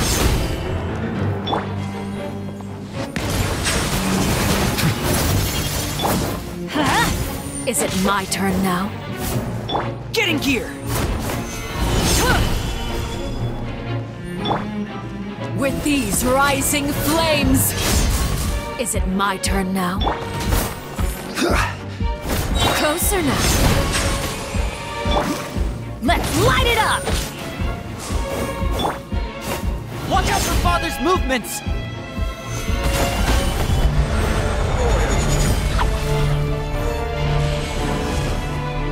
With the fall of darkness, destruction shall rise. Have a taste of purgatory. Over here!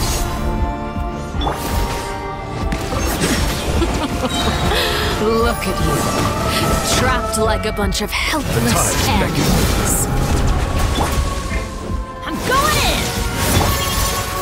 Gather! Look out! Closer now.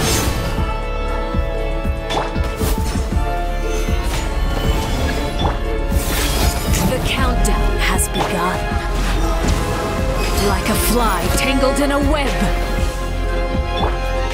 And voila!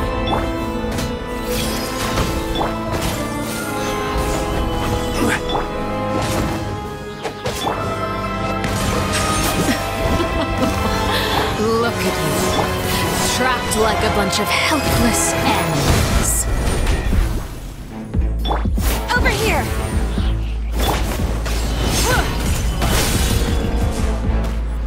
Be sanctified.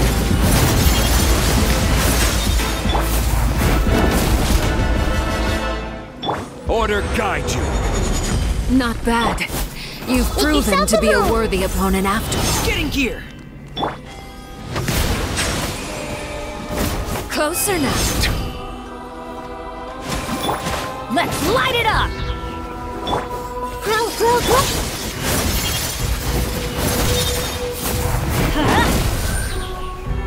Is it my turn Everybody now? stand! Now's our chance!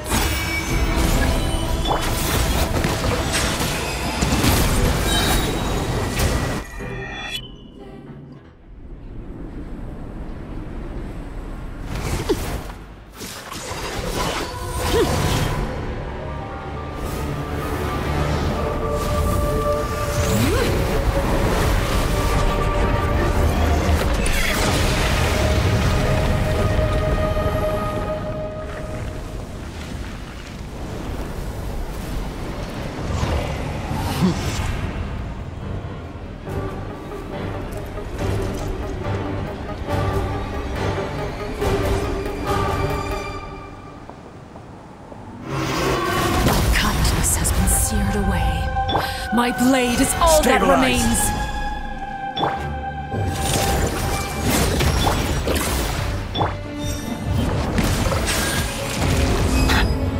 Watch out for Father's movements! Look out! Go! Gather! Bow your head. Let's see how strong your resolve truly is. Now's our chance! Over here! Settle down!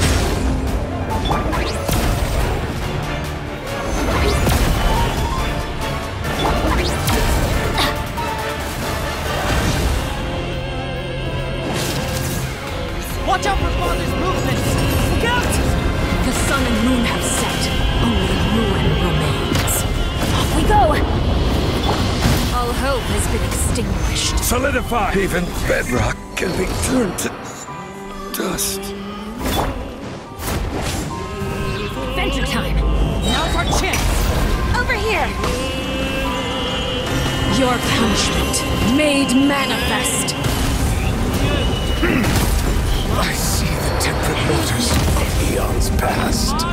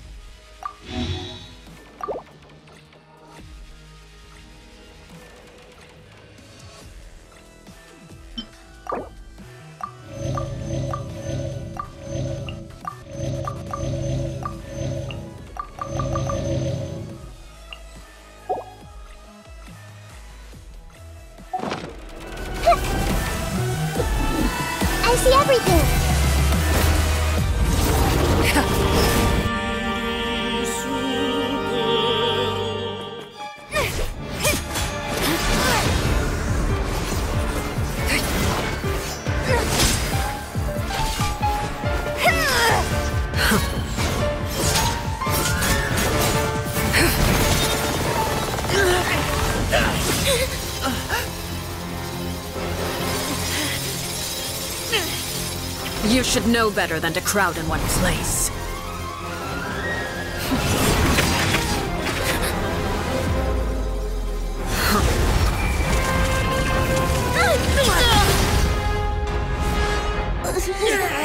Oh, I know.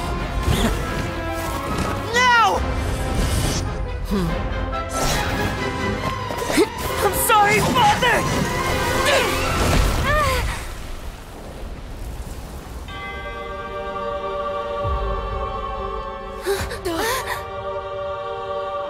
Sorry for what? This pitiful excuse for an attack.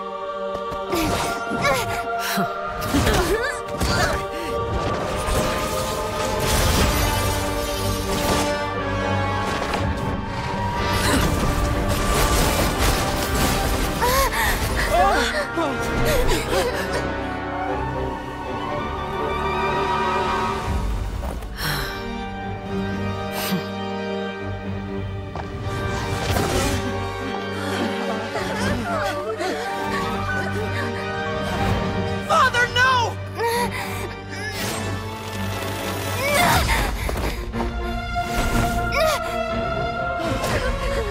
Made it out, did you? You're stronger than I expected.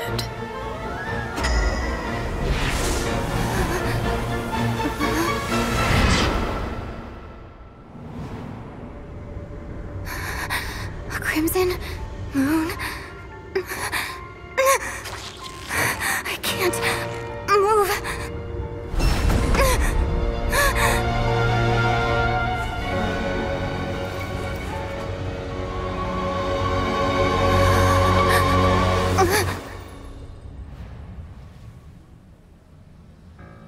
Still, not strong enough to beat me.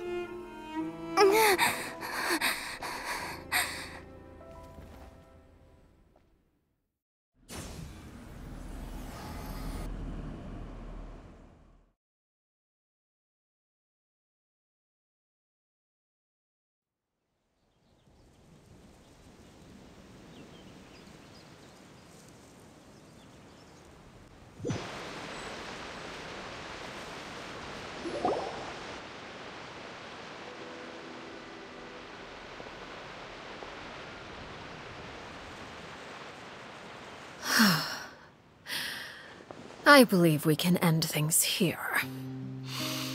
It's not often that we get to enjoy the company of guests, after all. We wouldn't want things to get too out of hand. Brother, are you alright? Lyney! Given that I am the victor of this duel, as agreed, the punishment stands. No! I never thought things would end like this. However, everyone involved in the duel demonstrated a remarkable level of strength and determination. In light of this, I'm prepared to change the method of execution. Elwar, the bottled flames I gave you for safekeeping. Do you still have them? Yes? I wasn't sure what they were for, but I've kept them super safe. I didn't lose a single one. Wonderful. Then, in just a moment, I'll have you administer them. Bottled flames? Indeed. They're the product of a secret experiment. Under certain special circumstances, flames can be extracted from my person and preserved. Once ingested, searing pain will spread across every inch of your body. No harm will come to you physically, but your memories will be burned away. If you can withstand the pain, when you awake, you'll have forgotten everything you know about the House of the Hearth, and will be expelled from the organization. In other words, administering this concoction will kill the version of you that grew up in the house, and give you a new identity.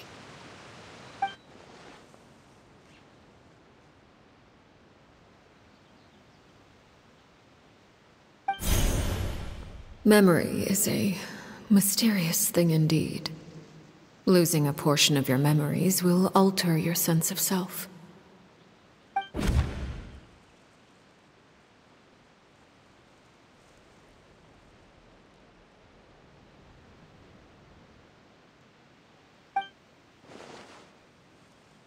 So, you're just letting us go, Father? You misunderstand. Memories are extremely important. Once consumed by flame, the version of you standing before me will die, and our secrets will die with you. So no, I don't intend to just let you go, because the person who survives will be nothing but a stranger. Even so, I won't have to live in fear anymore. I'm sorry, Father. I'm sorry I let you down. But I really... Don't cry, Filial. You haven't left the house yet, so there are still rules to be followed, yes? Remember what I taught you. Anger makes you impulsive, sorrow causes you to waver. Don't let yourself be controlled by your emotions. Of course. I'll remember. Dry your tears, and go pursue the life you really want. Yes, Father. Chaplot, Fultz, Elwar. Take them back to Poisson. And bring Linny and the others as well. I prepared 3 extra vials of bottled flames. As for whether to take them, the choice is yours. Goodbye, children. The next time we meet, I will no longer be your father. Thank you for all you've done for the house. I hope you have bright futures ahead of you.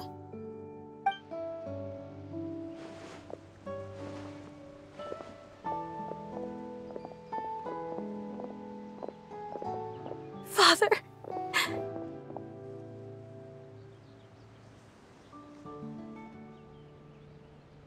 Let's go.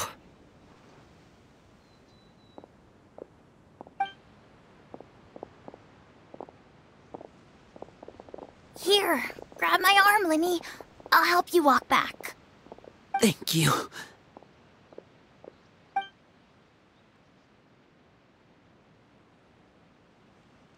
Clairvy.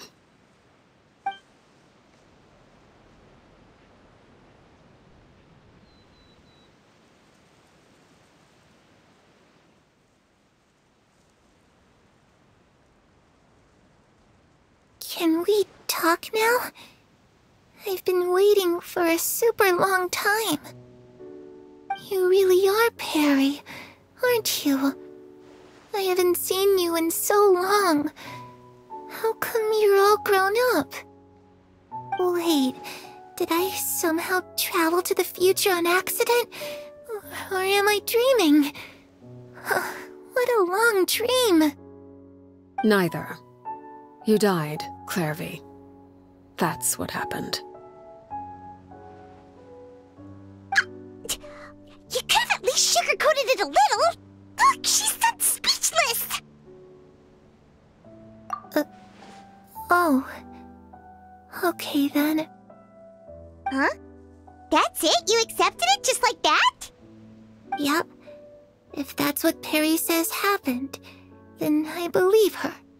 Perry wouldn't lie to me. Plus, I don't really need to know why I'm like this. I'm more curious about what happens in the future. If you're a harbinger now, Perry, that means Mother is gone, isn't she? Can you tell me about it? I want to know what happened to her. And to me. You never stopped trying to defy fate. At first, no one believed you. You could only vent your frustrations to the moon. In fact, you often sought comfort in the night sky. You wanted to see the aurora, so one night we promised each other we would go to Snezhnaya to see it together. Later on, you tried to run away, but you were brought back each time. Mother spared your life, but it wasn't out of kindness. Instead, she decided to make an example of you by slowly torturing you over time. That way, the other children would know what happens to traitors. Still, you never gave up. Mother hoped that through ruthless duel after ruthless duel, she would be able to crown an ultimate victor among the children she raised. But you called on everyone to unite, to fight to a draw in order to reduce casualties. Your efforts may have only delayed the inevitable, but still. You gave them hope. You tried everything you could think of, but every attempt ended in failure. Still, you never turned your sword on Crucibina, and you never turned it on me. On that gloomy day, you told me, "For the last 16 years of my life, I've done everything I can to fight for freedom. But now, I realize that the only freedom I truly possess is the freedom to choose to die." I never imagined I would say something like that. I must have been feeling really worn down. But somehow, I still think I understand. According to Mother's plan, only one of us was going to make it until the end.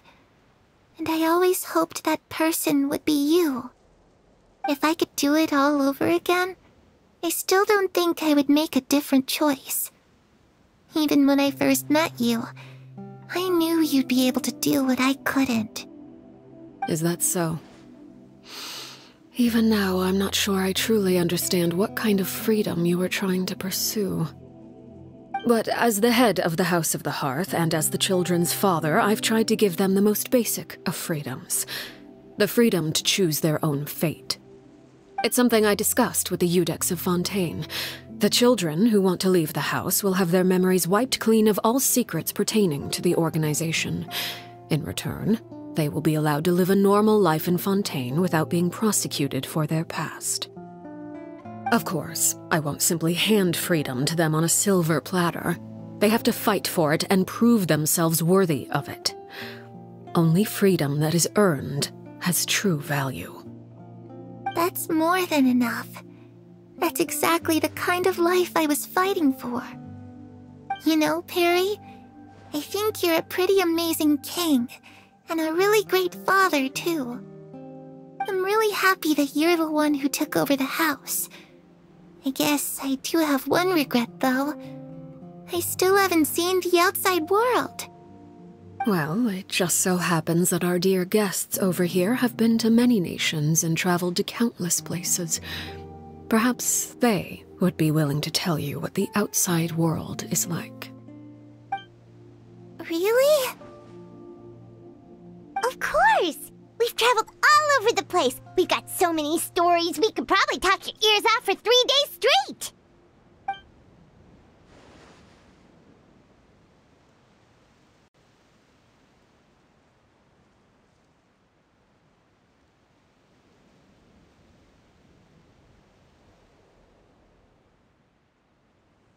You know, I used to dream of being a bard.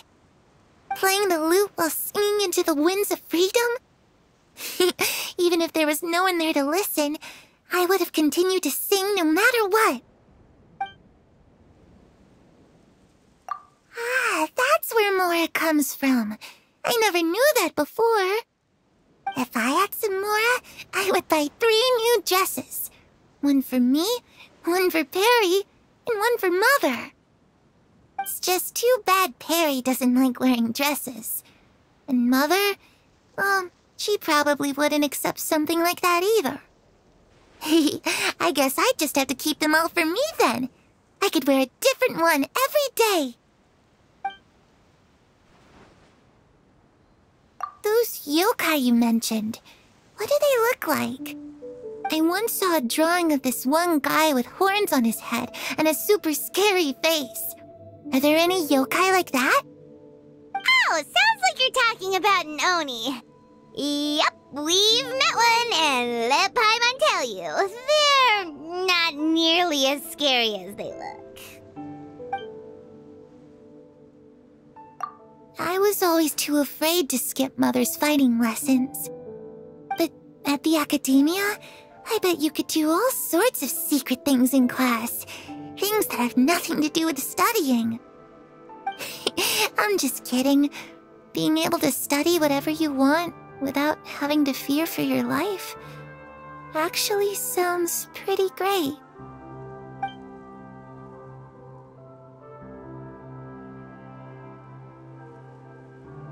The situation was super dangerous. Lenny and Lynette were accused of committing a crime, and they were going to have to stand trial at the Opera Epicles. Oh no! That must have been hard for all of you. What happened next?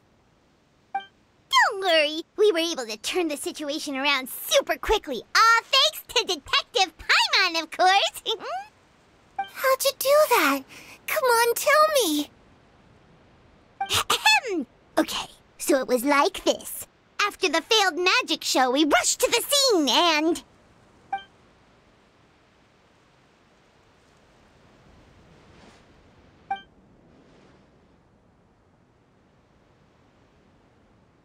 Shadows don't have the capacity to learn or grow.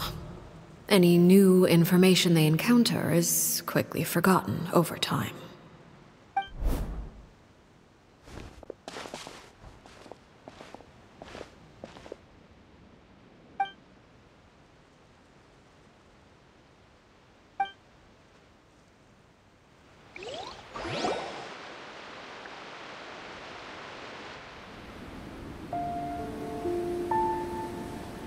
Clairvy, you've worked tirelessly from the shadows to overthrow the House of the Hearth. Now, by my authority as the Knave, I shall announce how this matter ends. You are hereby expelled from the House of the Hearth. You are no longer tied to this place, nor are you bound by its rules. You're saying that I can finally leave? I get to experience the outside world as well? Oh, I almost forgot. There's no getting older for me. Still, seeing who you grew up to be makes me really happy, Parallel. Take care of yourself. Goodbye. May we meet again someday.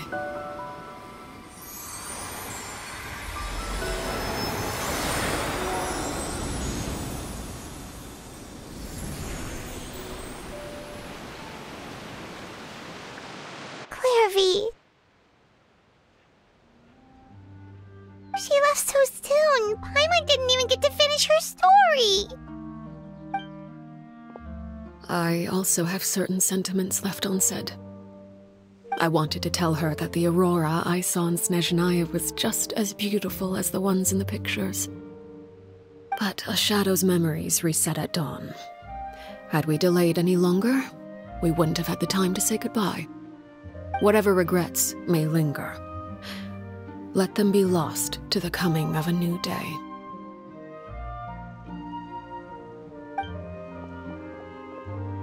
Father?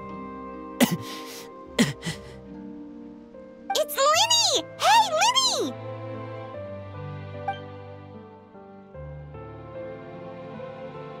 What is he doing back here? Let's go check it out.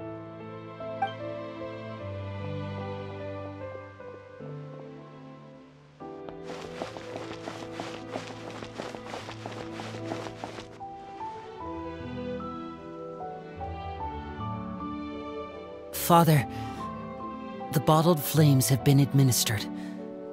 Filio and the others have left the house. And you? What have you decided? Thank you for giving us that choice, Father. But we never wanted to leave the house. It's the only home we've ever known. Lynette and Fremine feel the same way. They're recuperating back at the Hotel Bouffe d'été. But I decided to come back and tell you where we stood. I'm sure you're well aware of the expectations I have for you. I want you to follow in my footsteps and become the next king of the house. Yet you seem to have different ideas. I must admit, I'm rather surprised by your decision to stay. There's nothing wrong with choosing to live a quiet life. Leading this organization is a heavy responsibility, one not so easily carried by someone forced onto the throne. I just never understood what you saw in me. What made you believe I was deserving of that throne? You're brave, talented, and, most importantly, you cherish your family. You would do anything to protect them, even if it costs you your life.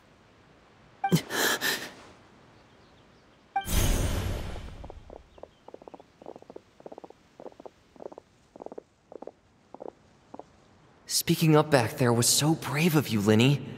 It's all thanks to you that we were able to convince Father to back down. You're a hero, Linny. Hero. Father is the real hero. Had Father gone all out during the duel, there's no way I would have walked away with my life. She must have had it all planned from the beginning, from the very moment she suggested a duel. I'm not deserving of that title. I'm not strong enough or smart enough. You're wrong.